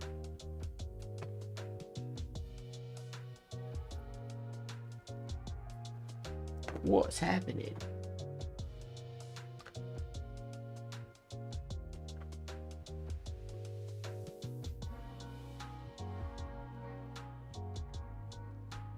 Tea break.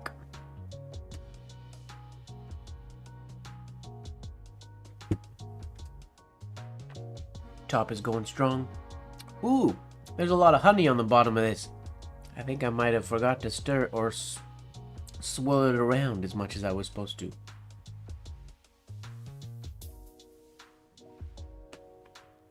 Ooh, that was a lot of honey. That was a sweet sip. A sweet, sweet sip.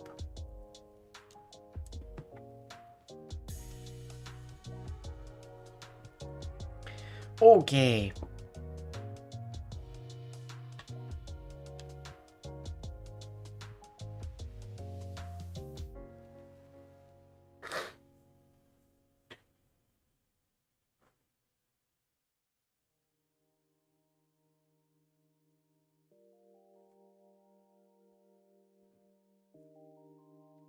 That's better.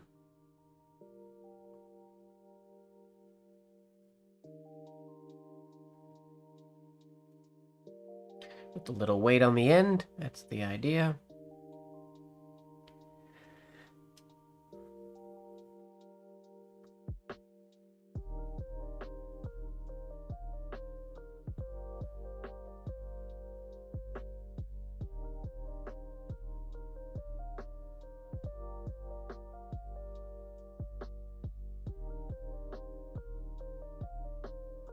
And we do want to start adding that little bit of accent shade to that first angled oval if we can. Just a little one.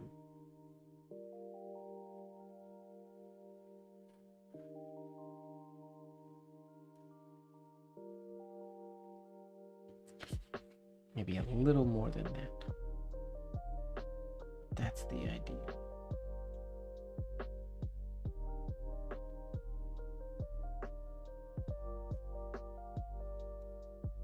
Yeah.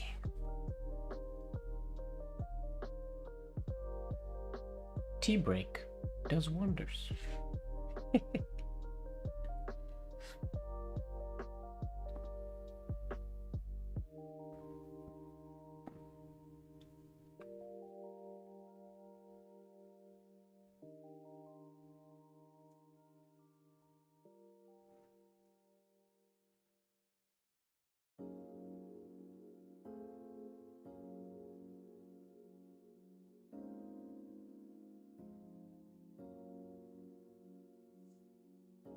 All right, I think we're good to take this one to the sheet. I think.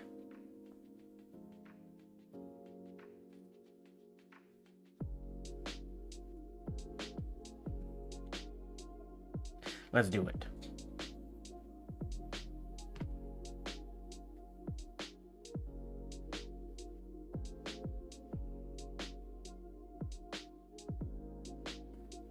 Need to sharpen this nib. One of these days.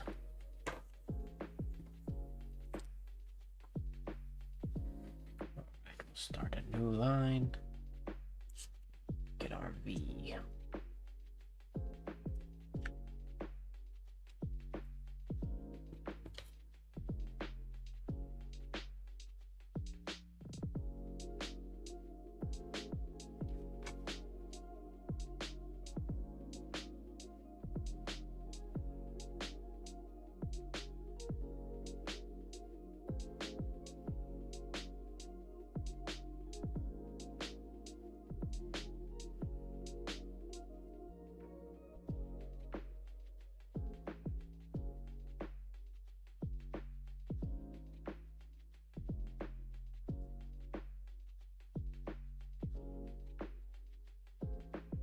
That'll work. Not the smoothest upstroke after the shade, but that's okay.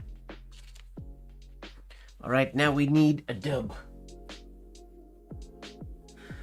What do we do for our W? W.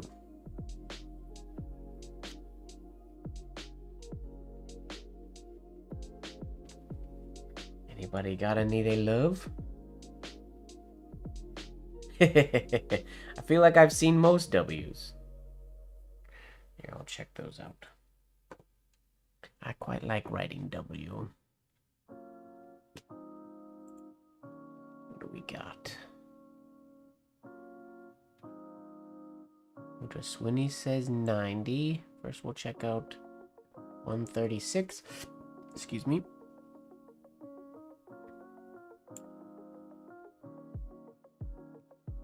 $136. Ooh, a sharp W. Wait, no, that's 137. This is 136. Okay. I actually kind of like... This wasn't one somebody said, but I never shade this downstroke here. But it's a neat idea. Mr. J. Truitt. Alright. Check out 135 you also suggested. There's 135. Ah, yeah. That's a standard. Very nice and clean. 162. Scroll, scroll, scroll, scroll, scroll, scroll. 60, 61, 62. Alright, compound curve entry. Accent shade, stem, sharp, sharp, and around. Alright. Swinny says she's liked one. Oh, there's the 2Q with the same exit we used for the L. Interesting. This has got some interesting examples on it. Oh, it's PZ Blozer. Not the cleanest writer in the world, but he has one of my favorite books. Like an O with that exit? I've never seen that before. That's a interesting H. It's really just the stem stroke that's unique. Cool. Anyways, ooh, that looks cool on the S as well. I'm too easily distracted. Alright, let's check out... So 162 was nice, all sharp. 68 is a complex looking one. Let's check out 68.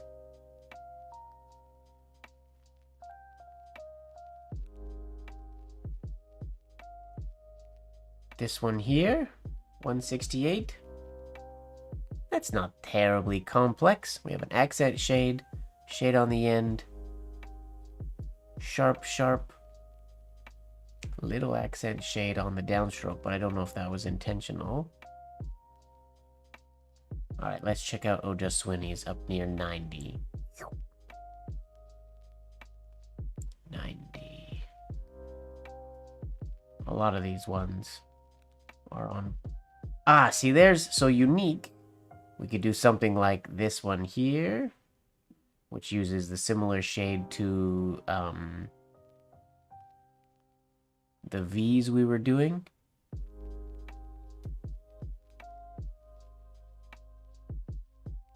$168. Isn't that the page that I was just on? Was I looking at the wrong page?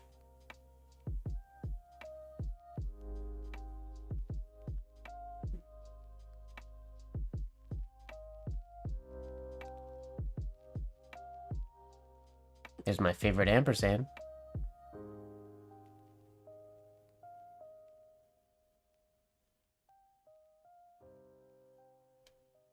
W is such a cool letter.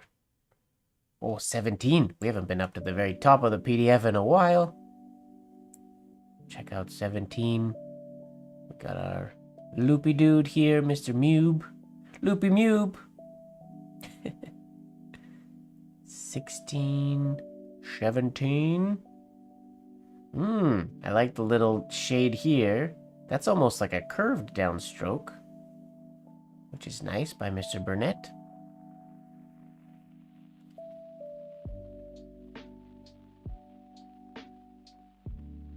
I like this one. 80. Compound curve entry.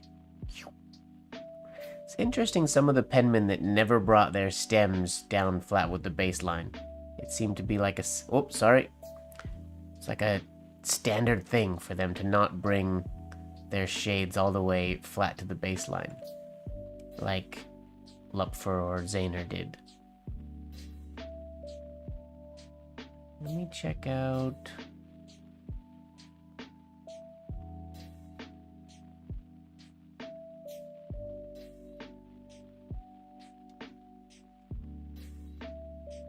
I like this one with that little, mainly because of the little flat bit before the second stroke. I like that. He might have had a little loop in there that he filled in, but I like having the little like T shade on the W, which I've never done. This is my favorite of the ones we've looked at so far. Let's check out 162. Scroll, scroll, scroll to the bottom. Yeah, 162. Ugh, sorry, itchy eye. Somebody else recommended this one as well, or requested this one. I think I'm gonna do the one with the T shade. 62 is nice. But I think I want to do the T shade. Personally.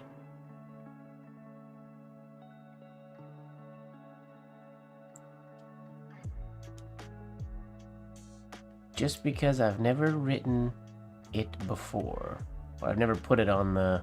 Oh, not low enough. On the W before. Or, we could hybrid. We could do the entry of the one from 162. We go over here, around here, up here, around here, and stem. And then go up, T shade, and finish like this one. Does that work? Are we allowed to do hybrid? Are there rules to this to this series?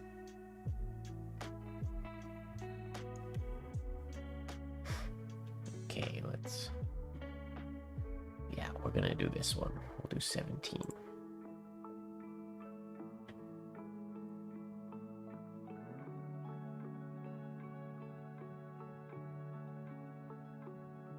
No rules. All right, sweet. We're gonna do 17, but I'm gonna do, yeah, different entry.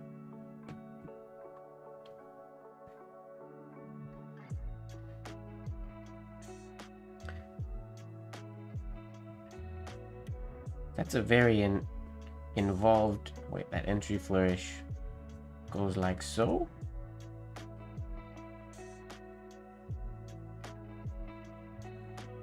Like so? I might...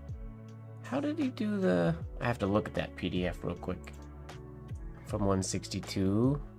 Just to see... How did his ovals work together so that it didn't look ugly? Okay. So this was way to the left.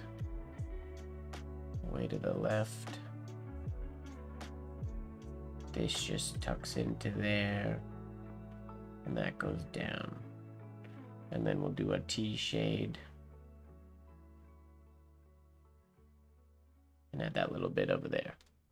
I know you can't see what I'm writing. Sorry. I had to look at the PDF to get... Okay.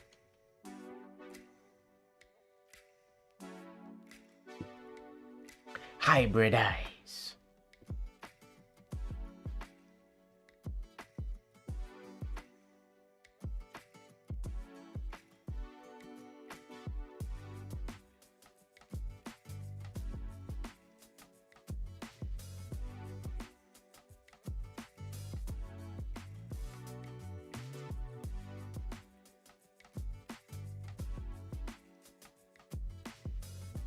Is that how we ended this one? Oh, he's got a little bit more of a round at the bottom and more of a hook on the end, which we can do. But we gotta get this opened up because that's not looking too pretty.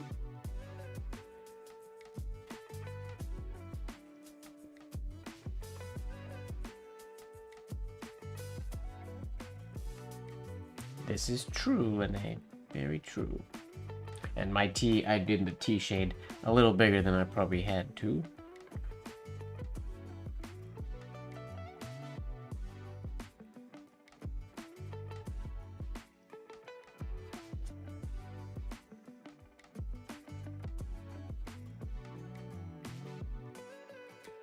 Something like that. But I don't like... I'm not a huge fan. I might take out this little loop in here. Just because I don't want it to be the way he did it. Like to have it way over far to the left. So that this has space. Or wait, I guess if I did my horizontal... If I did this oval up here... Then my compound curve would be cutting through. And then it'd be bisecting this one instead of cutting through at a weird angle. Okay, maybe I'll do that. It's the bisection angles that bug me. But that's because I think I did my horizontal entry closer to the baseline than he does.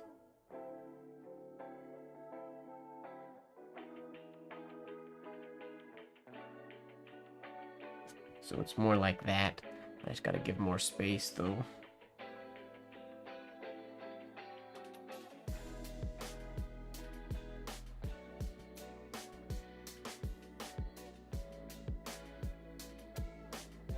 And this has to...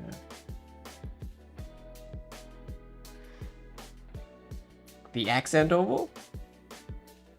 I don't know that it can be smaller without looking out of place. It essentially, to look good with the W, it essentially has to look like the W starting like this. It has to essentially look like that in order for it to look good beside a stem.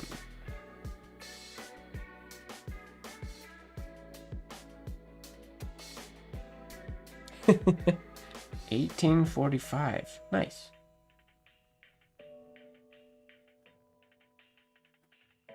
Whoops.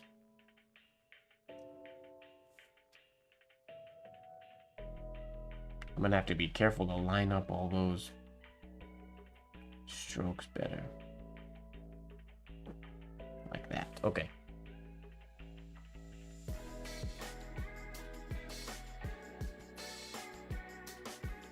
Yeah, the problem I have is just getting that angled oval entry of this coming after my entry oval. Doesn't look that pretty for me.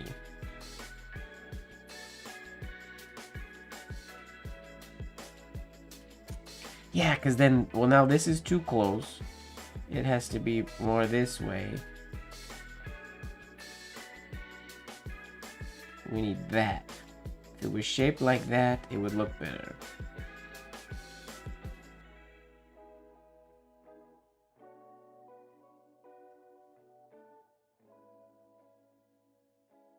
That's what we want. That's the shape we're going for. I don't...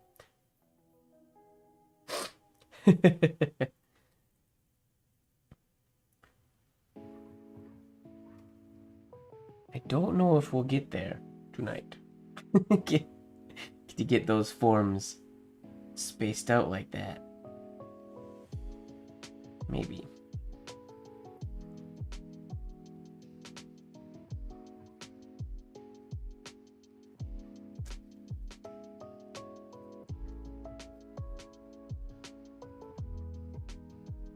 Something kind of like that. See, this just looks too much space to the left.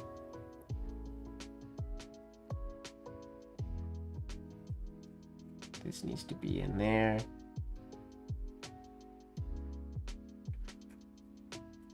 No, but if I do that there, then this is again cutting through at a weird angle. For tonight, I'm taking out that little extra oval in the middle. We'll fight for that another day, but not today, I don't think.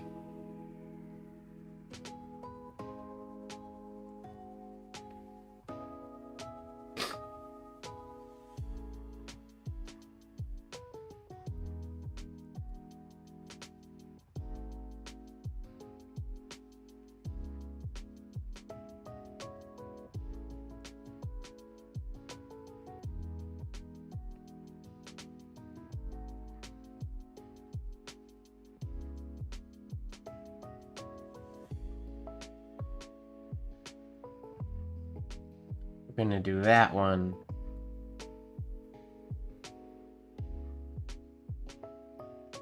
Like so. We'll do that.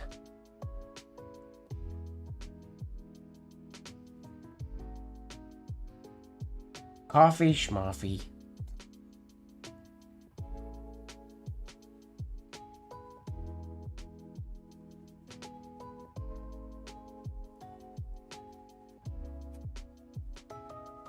Didn't mean to slow down there so much.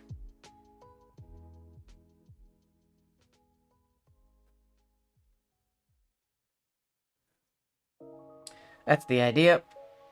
That's the idea. Yeah, sorry. I like that little extra loop in the middle, but I don't think I'm gonna get it looking like I want today. Unfortunately, I have to admit,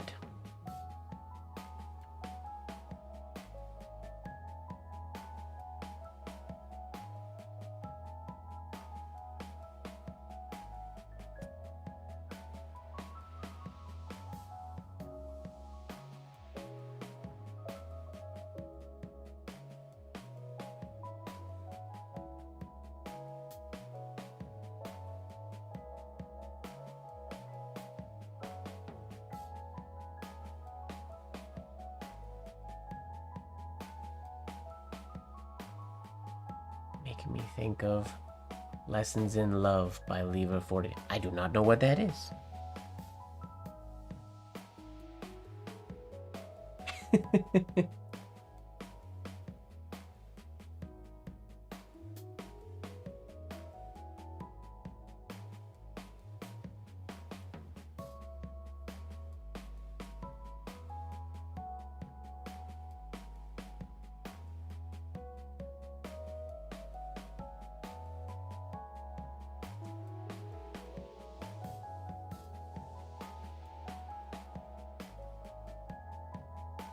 Something like so. Alright, let's put it on the page. We're just gonna dive. We'll do it. We'll dive in. Throw caution into the wind. Hope for the best. Cross our fingers. Hold our breath, but not really, because we can't write when we hold our breath. And see what happens. Oh, got you, got you.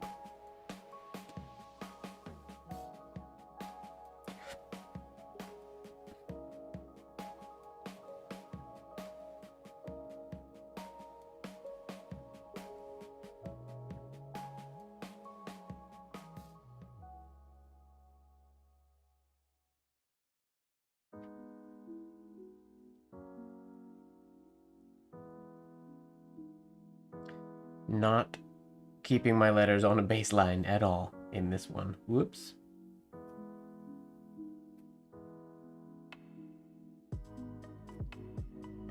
There's our W.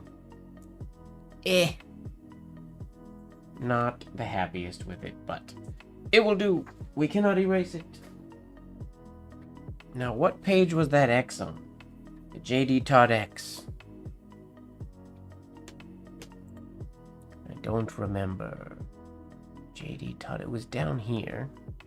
Was it 140 something?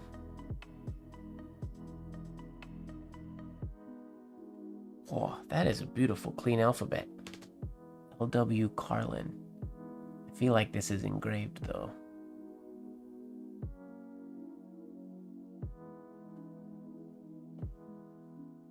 Alright, J.D. Todd. It was up here.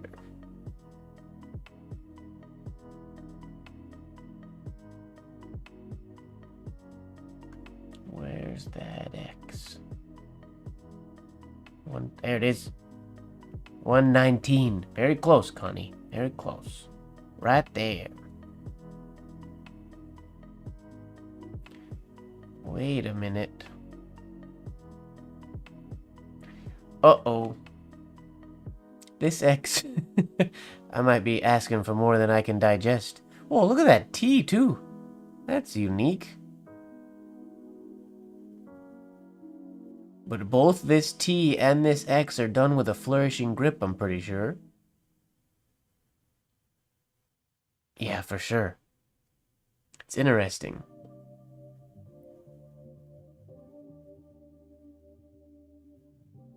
Yeah, same with the Y. He did a flourishing grip Y, then a regular grip Y. Flourishing regular grip X, flourishing grip X, regular grip X. Oh, flourishing grip S. That's bizarre. I don't know that I'm a fan of that. Getting tricky with it, Mr. Todd. I mean, there's a perfect example that lets us know we're not crazy. Very Italian A.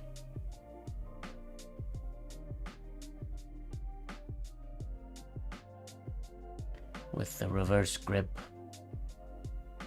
Oh, I've done this K before. I didn't remember that it was from this alphabet. Such a weird K. Such a weird K. Hard to make look good.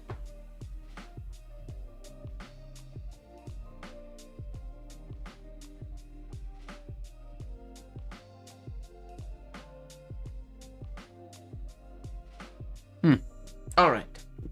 Let's go to this X. Oh, we'll give it a couple swings and see if I'm down to dive into it this evening.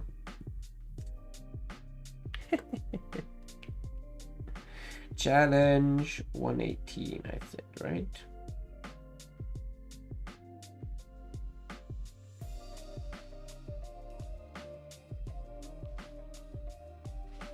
No, sorry, 119. There we go. X.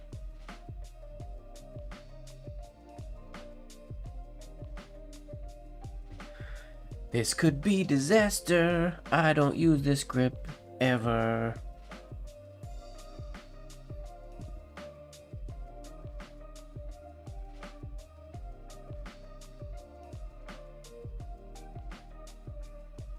Just go slow to get the. Where does this go?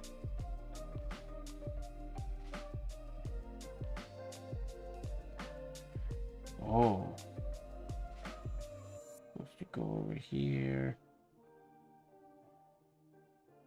Oh yeah, then this has to cut through on that side of the loop.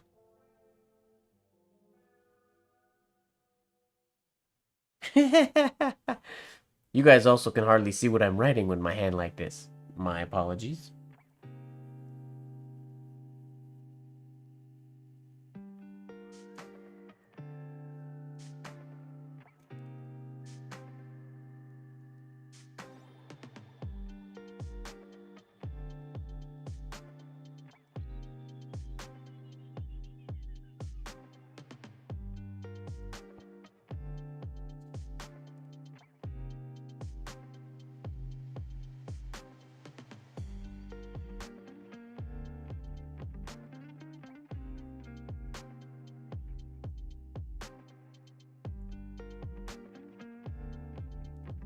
Okay. That naturally makes an H. I gotta make sure that I come back.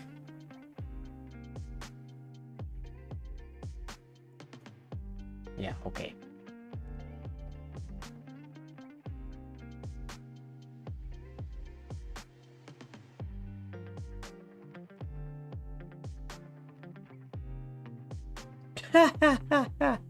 Ooh hoo hoo. We're treading in unknown territory, folks. Oh no, we don't need this for this grip. Maybe.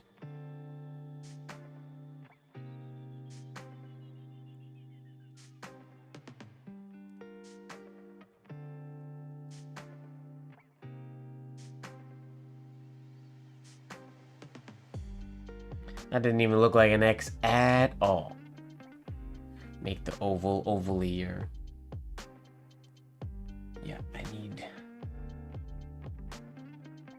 This one has to go over that way. And then this one has to come back this way. Wowzers.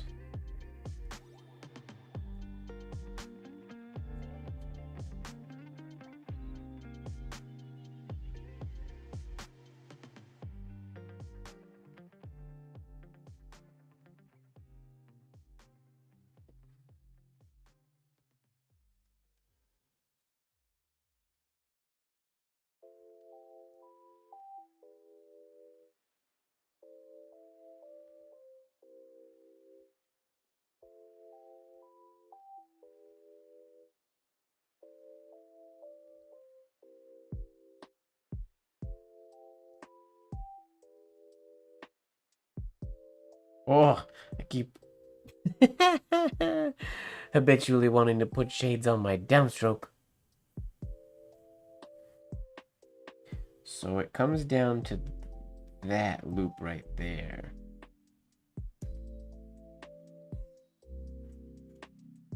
Has to go down and around more than what feels supernatural for me.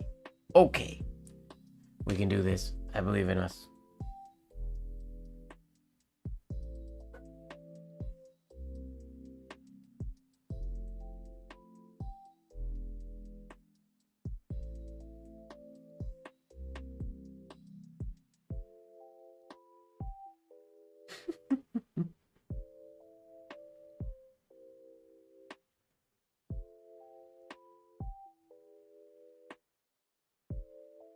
I feel like the angle I want to hold my paper is also different, which doesn't really correspond with where the camera is. I apologize, but we'll see how this feels.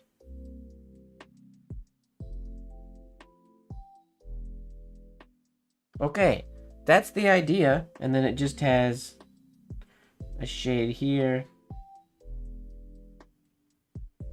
and a shade here. No, a shade here. Oi, oi, oi, oi, oi.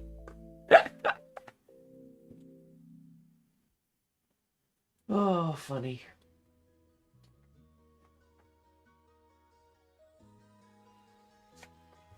Funny, funny, funny.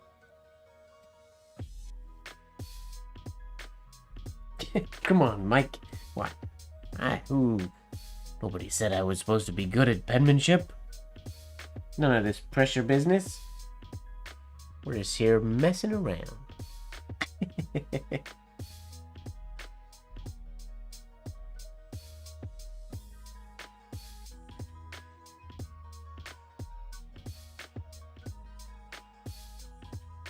Okay, that is recognizable as what we're trying to go for. It's not there yet, but it's recognizable. I do have to turn my paper to a different angle than with a standard grip, but...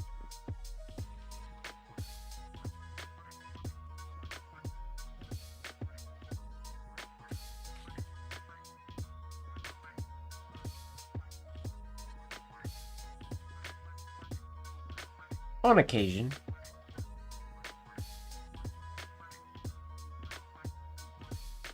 Ooh, that was pretty good.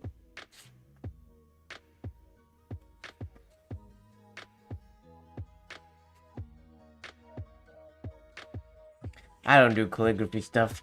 I just have a stream where I hold a pen in my hand and see what happens.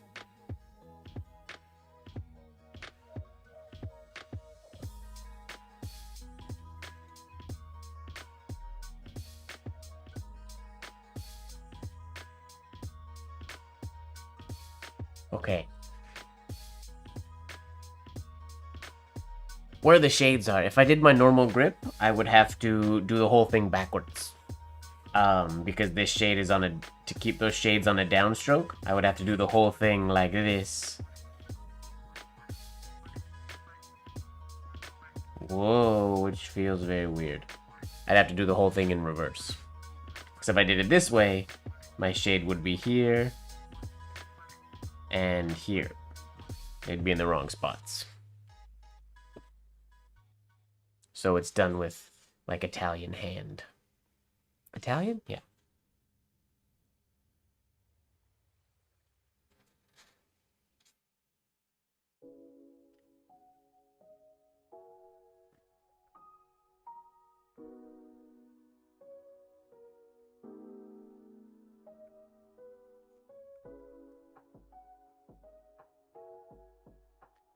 Is that not ovally enough? What do you mean ovally or... That's what his looks... I mean, that's got too much space in it now.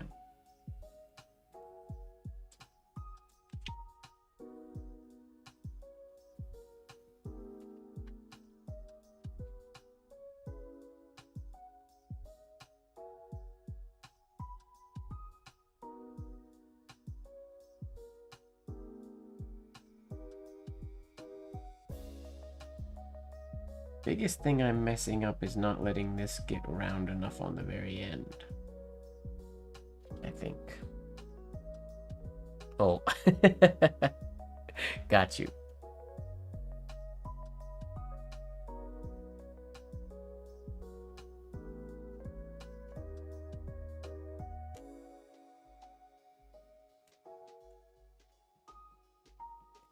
Whoa. Rough.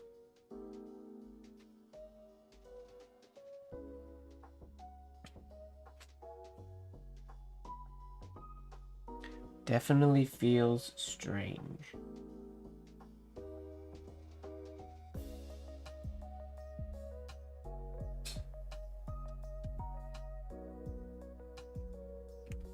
Whoops. Wanted to put the shade in the wrong spot again.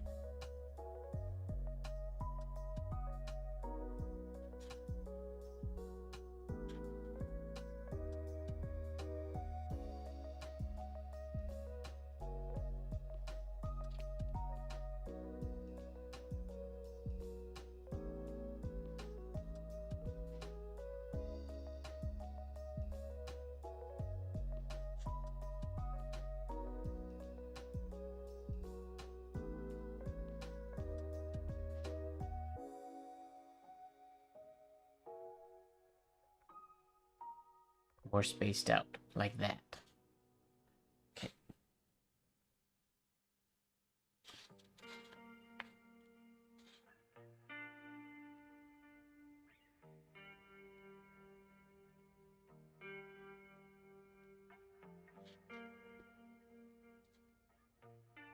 Could be worse. Except...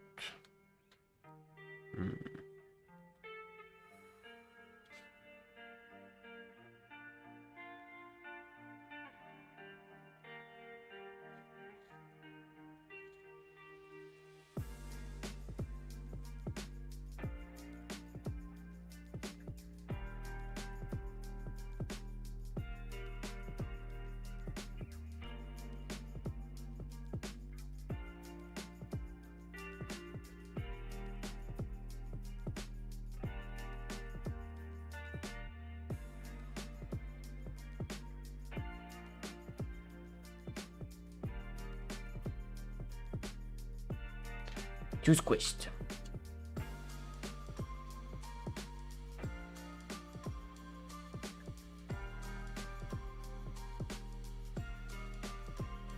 A little better.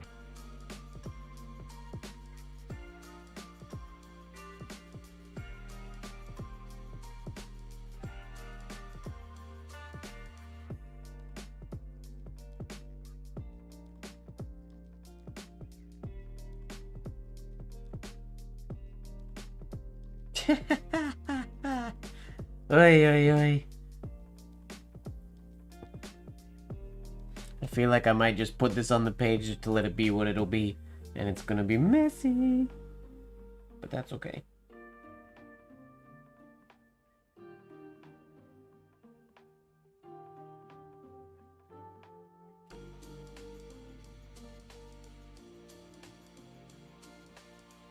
Yeah, it is.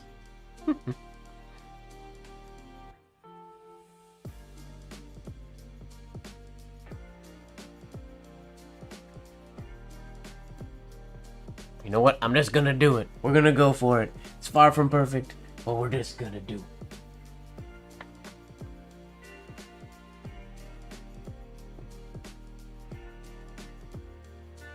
it. Yup. Okay, here we go.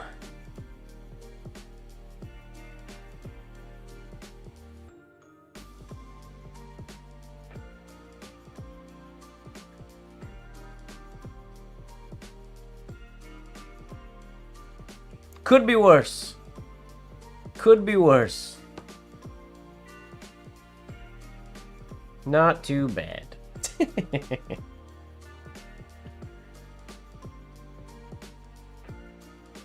Is it the same size as the W? No. Do I care?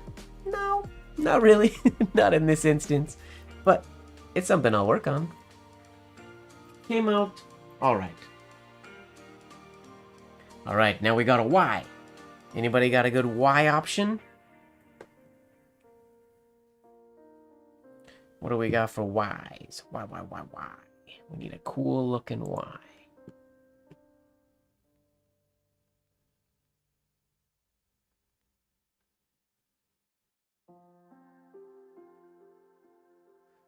Most of the Y's are gonna look like the U's that we looked at, for the most part.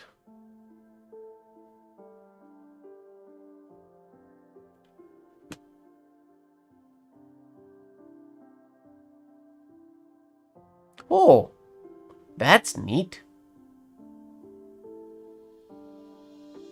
Little Leamy. So wait, this goes around, hit. I'm doing this one. Sorry, I'm not even looking for any more because I've never seen that entry stroke before. Reverse, stop, reverse, shade, and then an exit. I like that. I'm doing it. I'm not even looking for another one.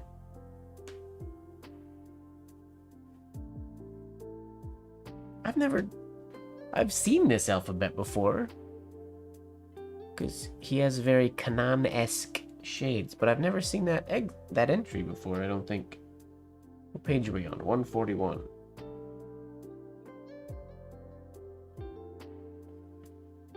If you ever want some inspiration or stuff to play with, sorry, 140, get this PDF and just scroll through it for some neat ideas. Know that a lot of the alphabets aren't perfectly executed, but they were all printed, and they're kind of cool looking. Some of them. Alright, so this one's pretty simple, but it's unique, which I like.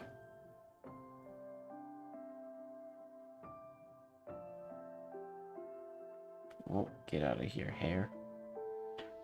Alright. So we start with a reverse oval.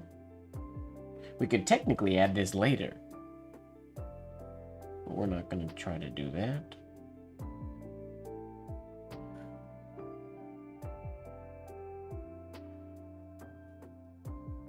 And that's just a big old horizontal oval over there. It's this part that makes it unique. But we need this to get to there, almost closed. And then this oval is tiny and crosses right by here. So it makes this look like a little oval. And then around. Okay. Interesting.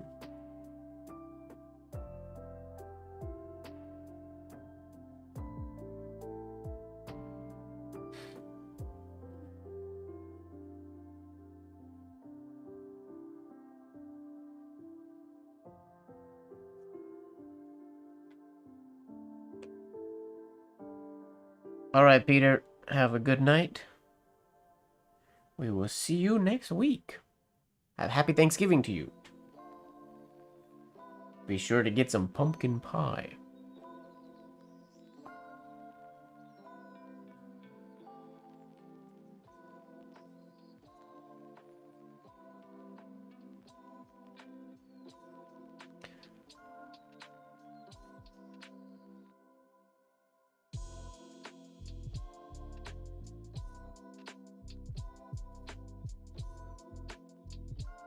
Oh, it's weird making this little one.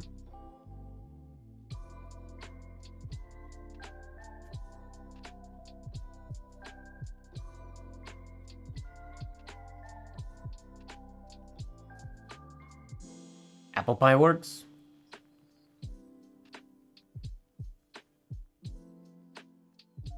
Any pie, really. I'm a fan of most of the pies.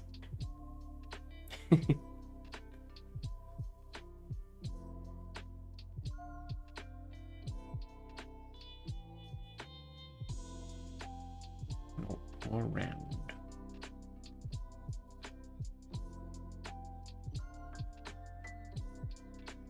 There it is.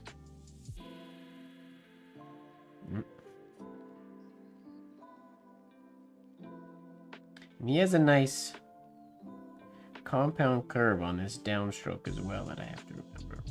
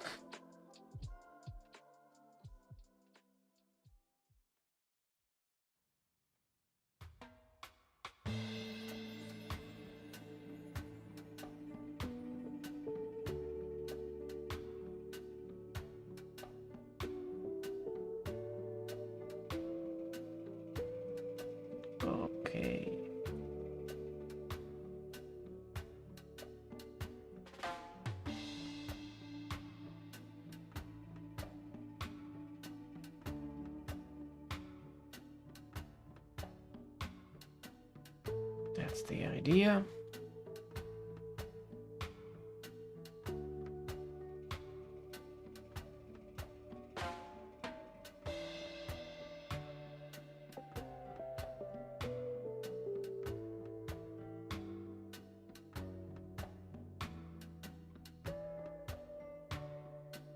Toasty duck or turkeys and pumpkin pie?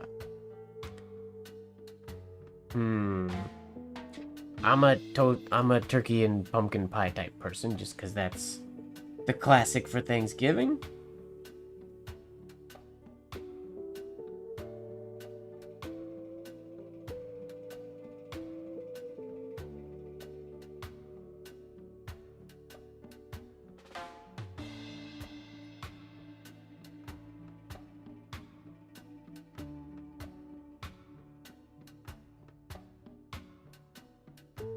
Oh, his shade. I'm majorly missing out on the shape of his shade. His shade is insanely fat and insanely short. Short and squat. He's more angled than I am as well, so I'm going to take that. More angled.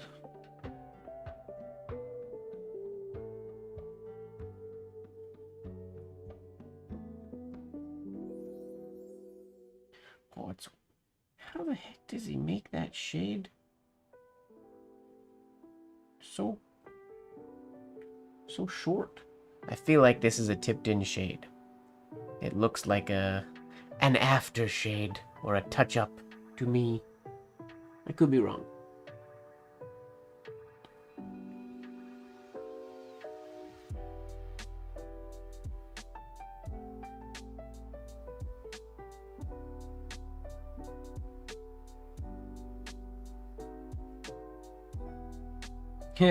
Forgot what letter I was doing.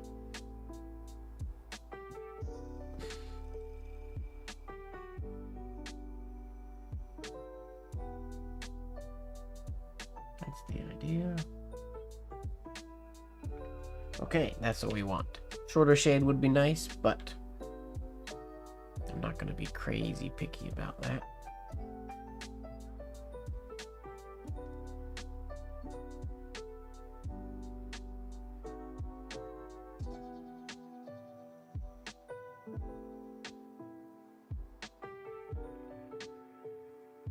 Oh, no shade down there. Foie gras. I'd like to try deep fried turkey one day. Well, it's really dangerous, so people say not to try it. But I don't believe I've ever had deep fried turkey. And I'm curious.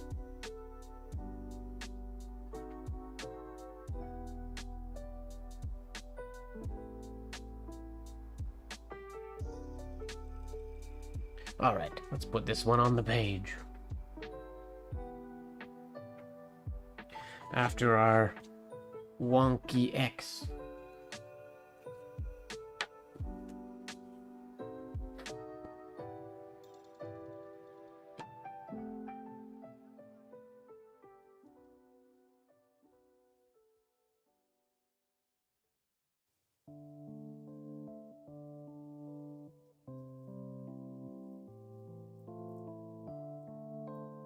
Oh, my finger caught.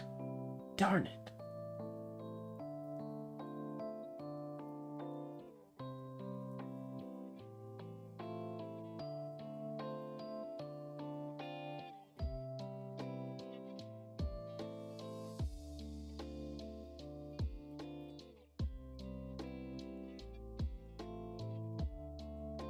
Like so. Finger got stuck. So we'll leave that there. I won't touch it up. I could, but I'm going to leave it exactly as it came out of the pen.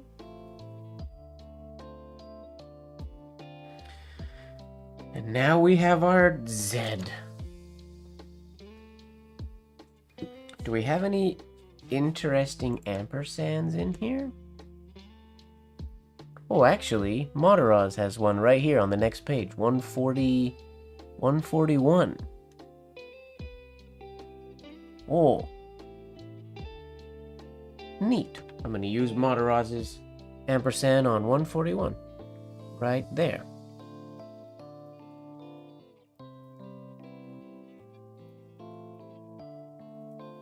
I like the two-part shades when they're intentional.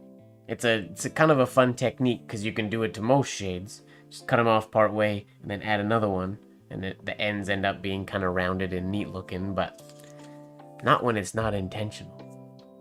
I should know better than to let my fingernails are too long right now, so they're hooking on stuff. I should have trimmed them before stream, and I forgot. Okay, yeah, we're gonna do this ampersand here. It does look like a GB a little bit. And this is another, well, no, because the other popular ones are ones that I use all the time. Yeah, we'll do Materazzi's. Practice it just a couple times. We won't worry too much about the form of our ampersand.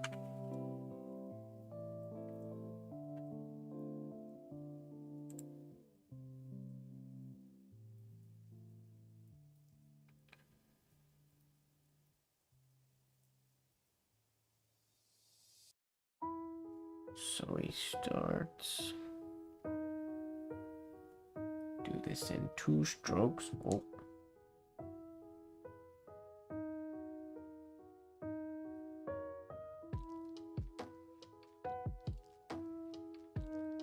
Oh, weird. It's like a... He has it as like a... It's not exactly like an engrosser script compound curve, but it's also not like a ornamental penmanship stem. It's like a hybrid in the middle. I think I'm gonna lean towards this one, but maybe just a little heavier than normal. Maybe.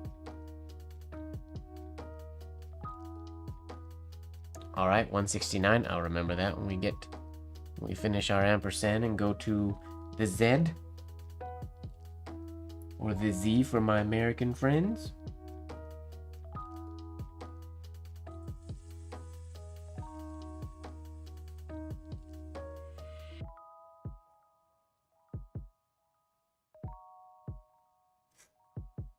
Like that. It totally looks more like a V than an ampersand to me, but we're gonna use it anyways. Because my favorite ampersand also sort of looks more like a V than an ampersand. But I like using it anyways.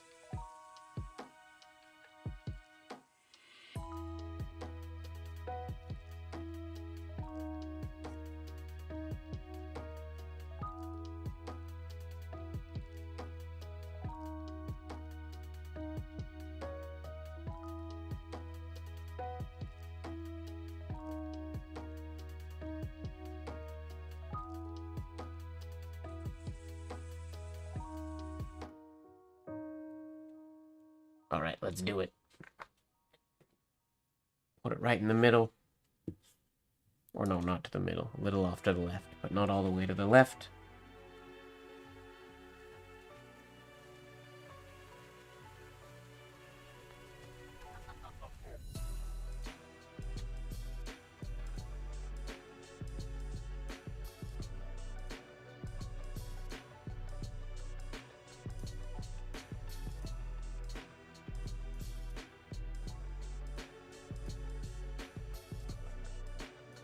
And that'll work. That looks pretty close to Materazzi's. My oval over here is not quite as big as his.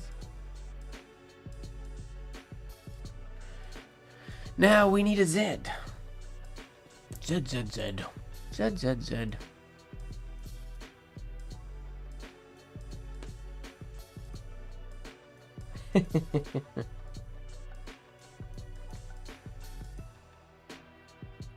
Very American of you, Lene, to prefer Z over Z.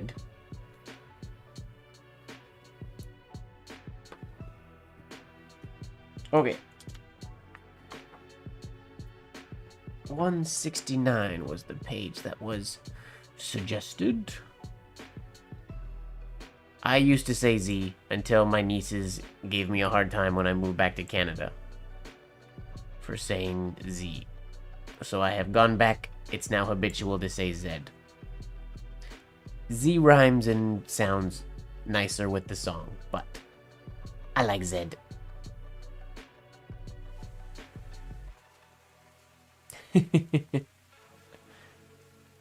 I adapted to my surroundings, we'll say that.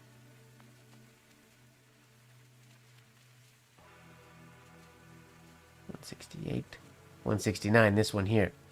Compound curve. Oh, let me go scroll up, sorry.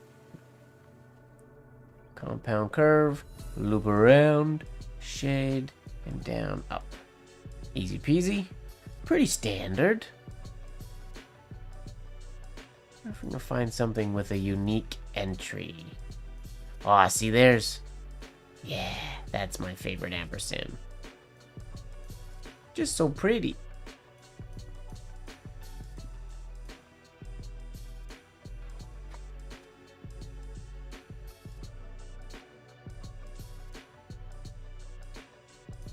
Here's a nice one. I like the shaded descender on the Z as well.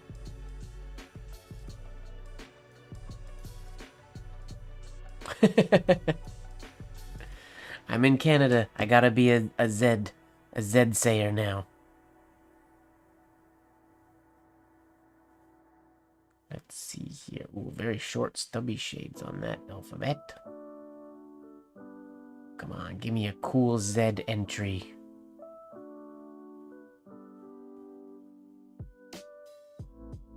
Courtney did the and. T. Courtney did the ampersand after the Z. Curious.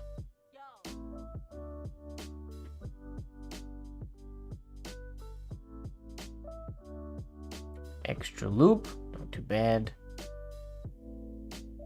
There's gotta be something more snazzy than that, though. These are all boring. Oh, there's one. Mr. Ayers. What do we got? A loop, shade, little one, and then into the stem. I don't mind that one. Oh, that's the same as... This is our loopy guy from our BP and whatnot. That's the same way he did it on this one. Except he comes from the baseline, around, shade, little one. I think I'm gonna do this one.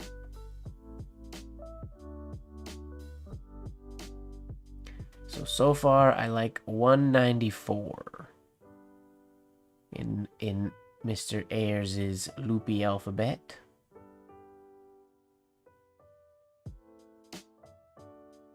All right, what do we got? Anything up at the top? Standard. Very gorgeous and clean, but standard.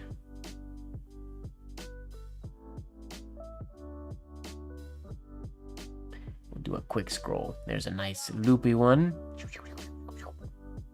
but I think I like the little shades in the one at the bottom that we chose. I like this one a lot as well. Oh, my stomach's gurgling at me. Why? Go up to black page. Up. This one? AP Mube, the twisty one. It's the same entry as the N we used. Past it, the only other black page were these two. And I was right here. Oh, this one? It's a standard one. Nothing fancy there.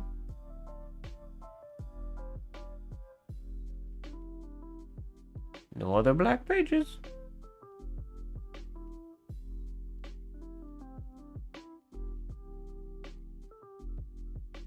Or we could do a completely different variation of Z, which is rarely used, which I kind of want to do. Riskily could sort of look like an S.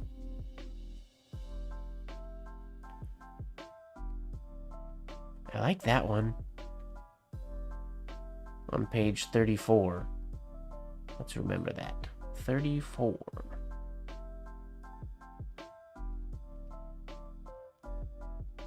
It does look like an S a little bit.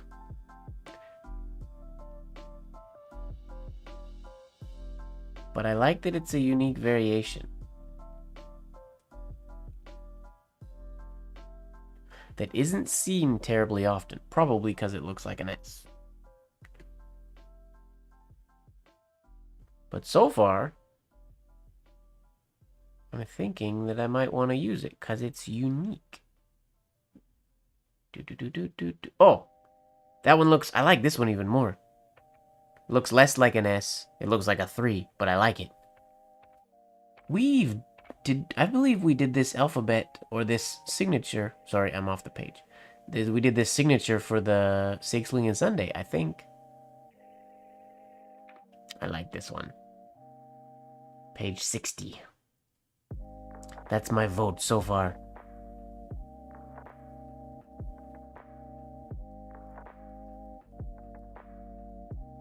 Yeah, let's do that one. Page 60. Right there. His signature's also awesome. I feel like we did this signature. Maybe not. I can't remember. It's beautiful though.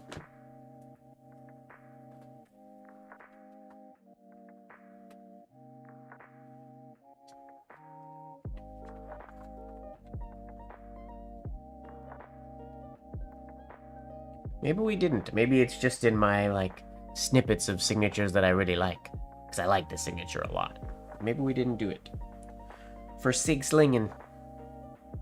I didn't even film the last Sigslingen signature. Whoops. I need to do that. Page 61. 61. There it is. Page 60, sorry. Okay.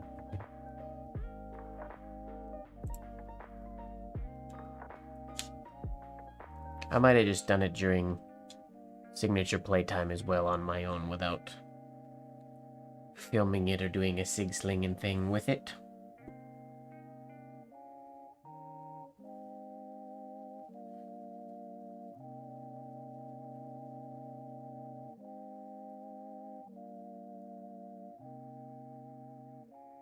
Should be relatively simple to execute this one.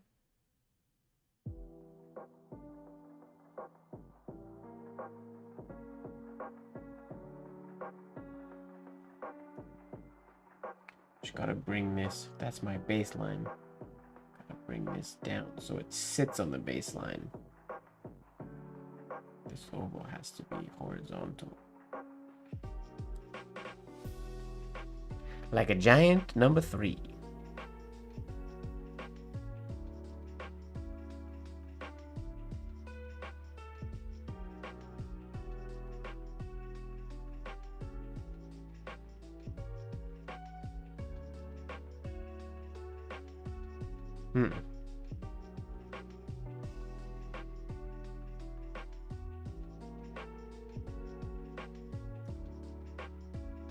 That stroke is tricky.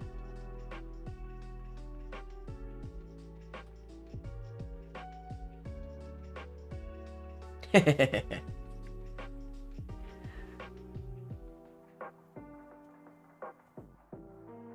possible.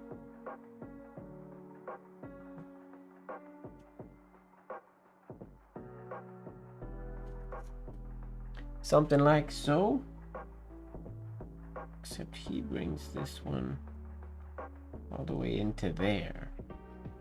And then he, oh, right, he doesn't do this type of an ending. He does that, and then he puts it's just a bead on the end. Okay, noted.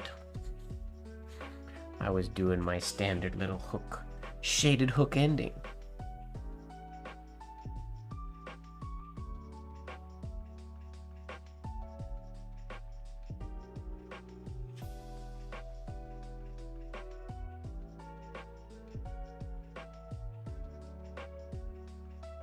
Like so. We need this to be essentially, this is here, this needs to be here. So we gotta chill out our first stroke. A lot. A lot, a lot, a lot.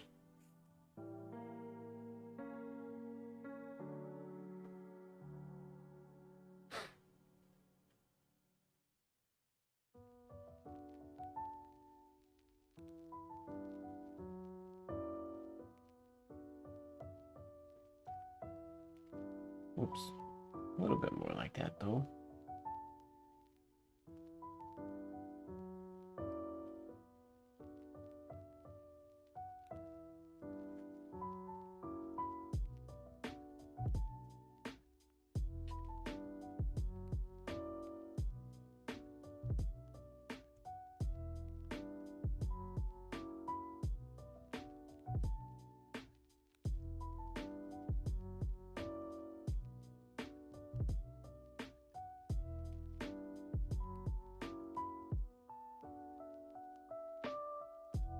I gotta remember, do that hairline at the ending. Stop putting the little shaded hook on the end. It doesn't need a shaded hook.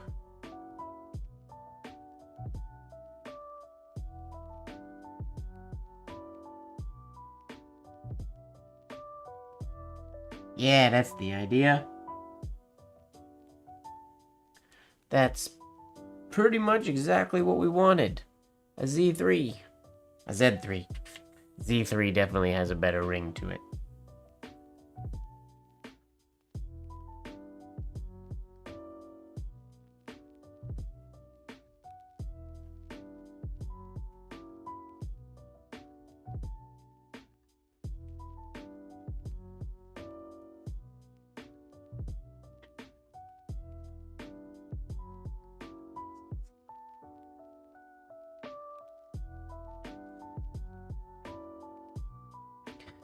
The Z3. Alright, I think we're good to go with this one.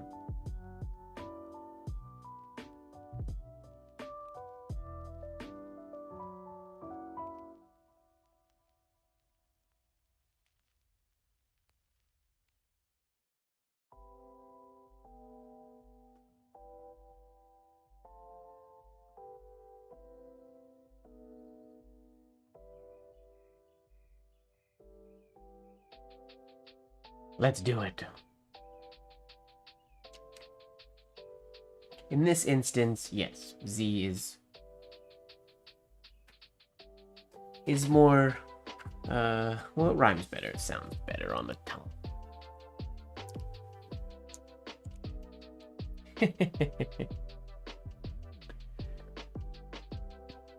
Okay. Here we go, and Z. Our last one.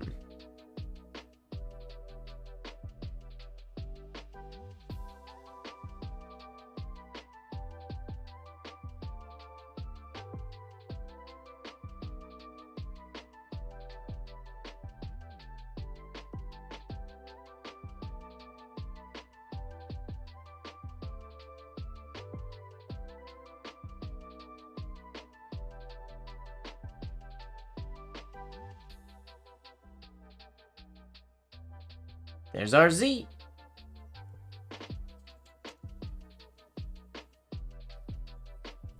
So there we go. So now what I'm going to do, not today, but I'm going to further practice some of these forms, and I'll try to do a sort of a better rendition of these specific forms all together on a baseline and the right size and whatnot.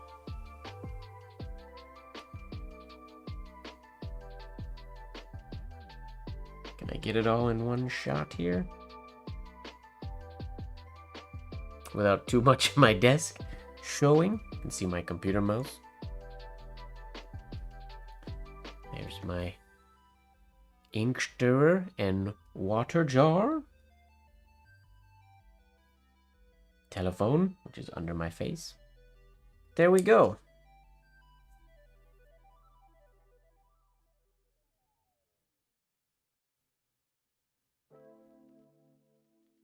Can I do a close-up? You want a close-up of each letter, you mean? Yeah, it's on all the time. It's always stirring. That's the point of it, so it keeps everything is always flowing and mixing and whatnot. You didn't know that? That's how electric stirrers work. I don't have room for a title. I would have to put a title at the bottom, I guess. I'll put a thing that says, like, Curated Alphabet, Late Night Live, what was it, 149, 151, and 152 were the 3 that we did. Swirly ink, yeah.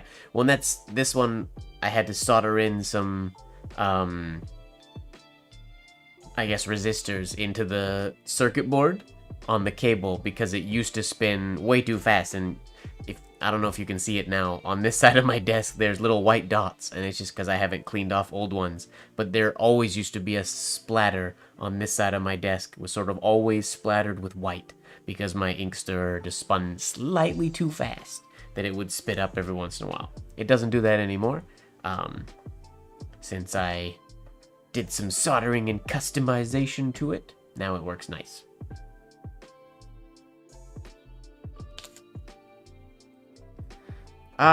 Well, when I don't have my stirrer, that is what I do. You mix the ink, and then I basically just use it until it starts feeling or looking different. But that's why I made the stirrer, so it can just sit there on my desk all the time when I'm using white ink and just go. And then I turn it off, obviously, when I'm not using white ink. Here, let's get a zoom in of... Now, some of these executions were not the best. So, don't judge me too harshly here. But we had our A, our sharp A. I should also actually... Yeah, what I should do is reference each one of these, which alphabet it came from, or the penman that did each one. Yeah, powered by USB.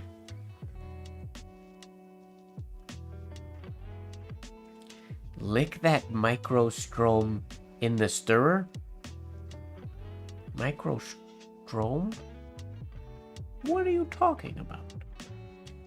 I like this B a lot. Execution, we could get better, but I enjoy it. A little double shaded C. Any I would change? I think I want to do some... I like the capital D, but I think I want to do something a little snazzier. Execution on the... Well, the E came out pretty decent. It's okay. I would like the shape of that oval to be a bit different. F was nice. I messed up the crossbar, though. G, I love this variation of G. H, I like the I think most of the variations we did. Our I isn't super exciting, just a double shade. Same with our Mickey Mouse J. Oh yeah, the K.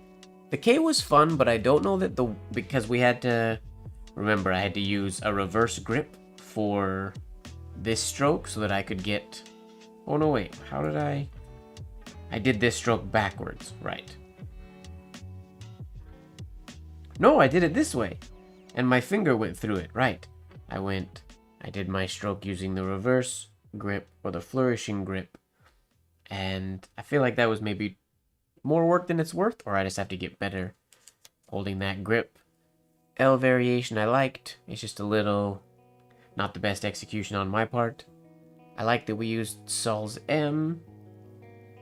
Swirly N works good. I like that we just didn't default to all swirly letters, because that can tend to end up happening. We're like, let's make a fancy alphabet. Everything just swirls more and more. I really like this O quite a lot. The P I'm in love with, obviously. The Q I think is wonderful. I would potentially add a shade on this. I know I added the tail, that he just had an oval. But I would maybe, if it was an oval, I would add a shade right here. And if it was a compound curve, I would maybe add a shade on this part of it. Not sure. But I like that. The R I feel like is too simple. I didn't execute it very well either, but I'd like to find a neater variation of the R. S, I love. T, not a great execution. U, it's a very not super out there variation, but it's nice. Same deal with V, simple variation of the V. W, I just wish I had better execution. Not a big fan of my entry stroke there. X, I like this variation because it's neat and it's unique, but I need to get better at writing it. I also feel like in writing it, I feel like I want this upstroke to have a bit of a shade on it in the middle. So we have shade on the outside, shade on the upstroke, and shade on the outside, potentially. But yeah, the X is big, because in doing big strokes like this, I have more control doing things big. When I go small, all the things get squishy, so I had to make it a little bit bigger than I normally would. It's no bigger than, like, if you compare the X to, like, the giant N, the X or the L is bigger than the X. It's just that I did the W so small, and the U small, so the X looks quite gigantic, because the letters around it are smaller. Then we had a Y here, which we could probably find a cooler variation of the Y. I like this entry though. It just takes some getting used to, and then obviously, execution-wise, my finger caught Mataraz's ampersand. I feel like this feels like it's how he wrote it, where he put the shade on his downstroke, and it just feels weird to me.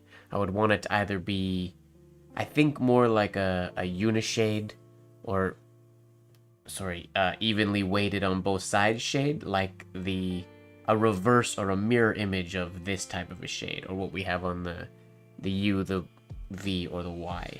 I think would look better than having it bottom heavy like he did it, but eh. And then I'm quite a fan. I don't know that I'd read this usually as a Z. To me it looks like a 3, but I like the 3Z. I'm into it.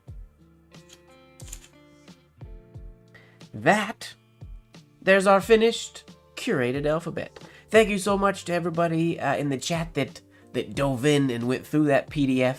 If anybody's watching this afterwards and you tuned in late or something and you don't know what's going on, there is a PDF linked in the description of this video that has every alphabet from the scanned versions that we have of the Business Educator, which is, I think, 197 alphabets. Some incredible, some not so incredible, but all made by many penmen who did incredible work, and it's just a cool resource to go through. The ampersand it looks more complicated than it is to write. I would say it's relatively, it flows out of the pen quite nicely. Oh, just Winnie, yes, I am leaving already. It is 12:08. We're not gonna do Blacklight Live tonight. I got a few errands I have to check off of my list before I go to bed tonight, and it is already late, and I have a busy day tomorrow. I did want to finish this, but yeah, no Blacklight Live tonight. Maybe next week. Fingers crossed. We'll see what happens. Thank you very much for hanging out with me today. Like I said, this has been fun. I am going to try to fix this alphabet up and make a new version of it with potentially better application. You don't know if I turned it off. Maybe I set it. Maybe it was set to 12:30 today. It's ever changing. You never know what time the black light's going to happen. Today, it's not happening. I have stuff to do. I apologize. If we finished this earlier, before like midnight struck, blacklight might have hit a little bit earlier. But we had to get this done today. This was priority, and we made it through. So maybe more time for a Blacklight Live next week. We'll see. If you have any ideas for future streams, if there's themes, poems, anything like that you'd like to do, drop them in the comments below. Let me know, because I would love to do some of your ideas. I think as we get closer to Christmas, I might do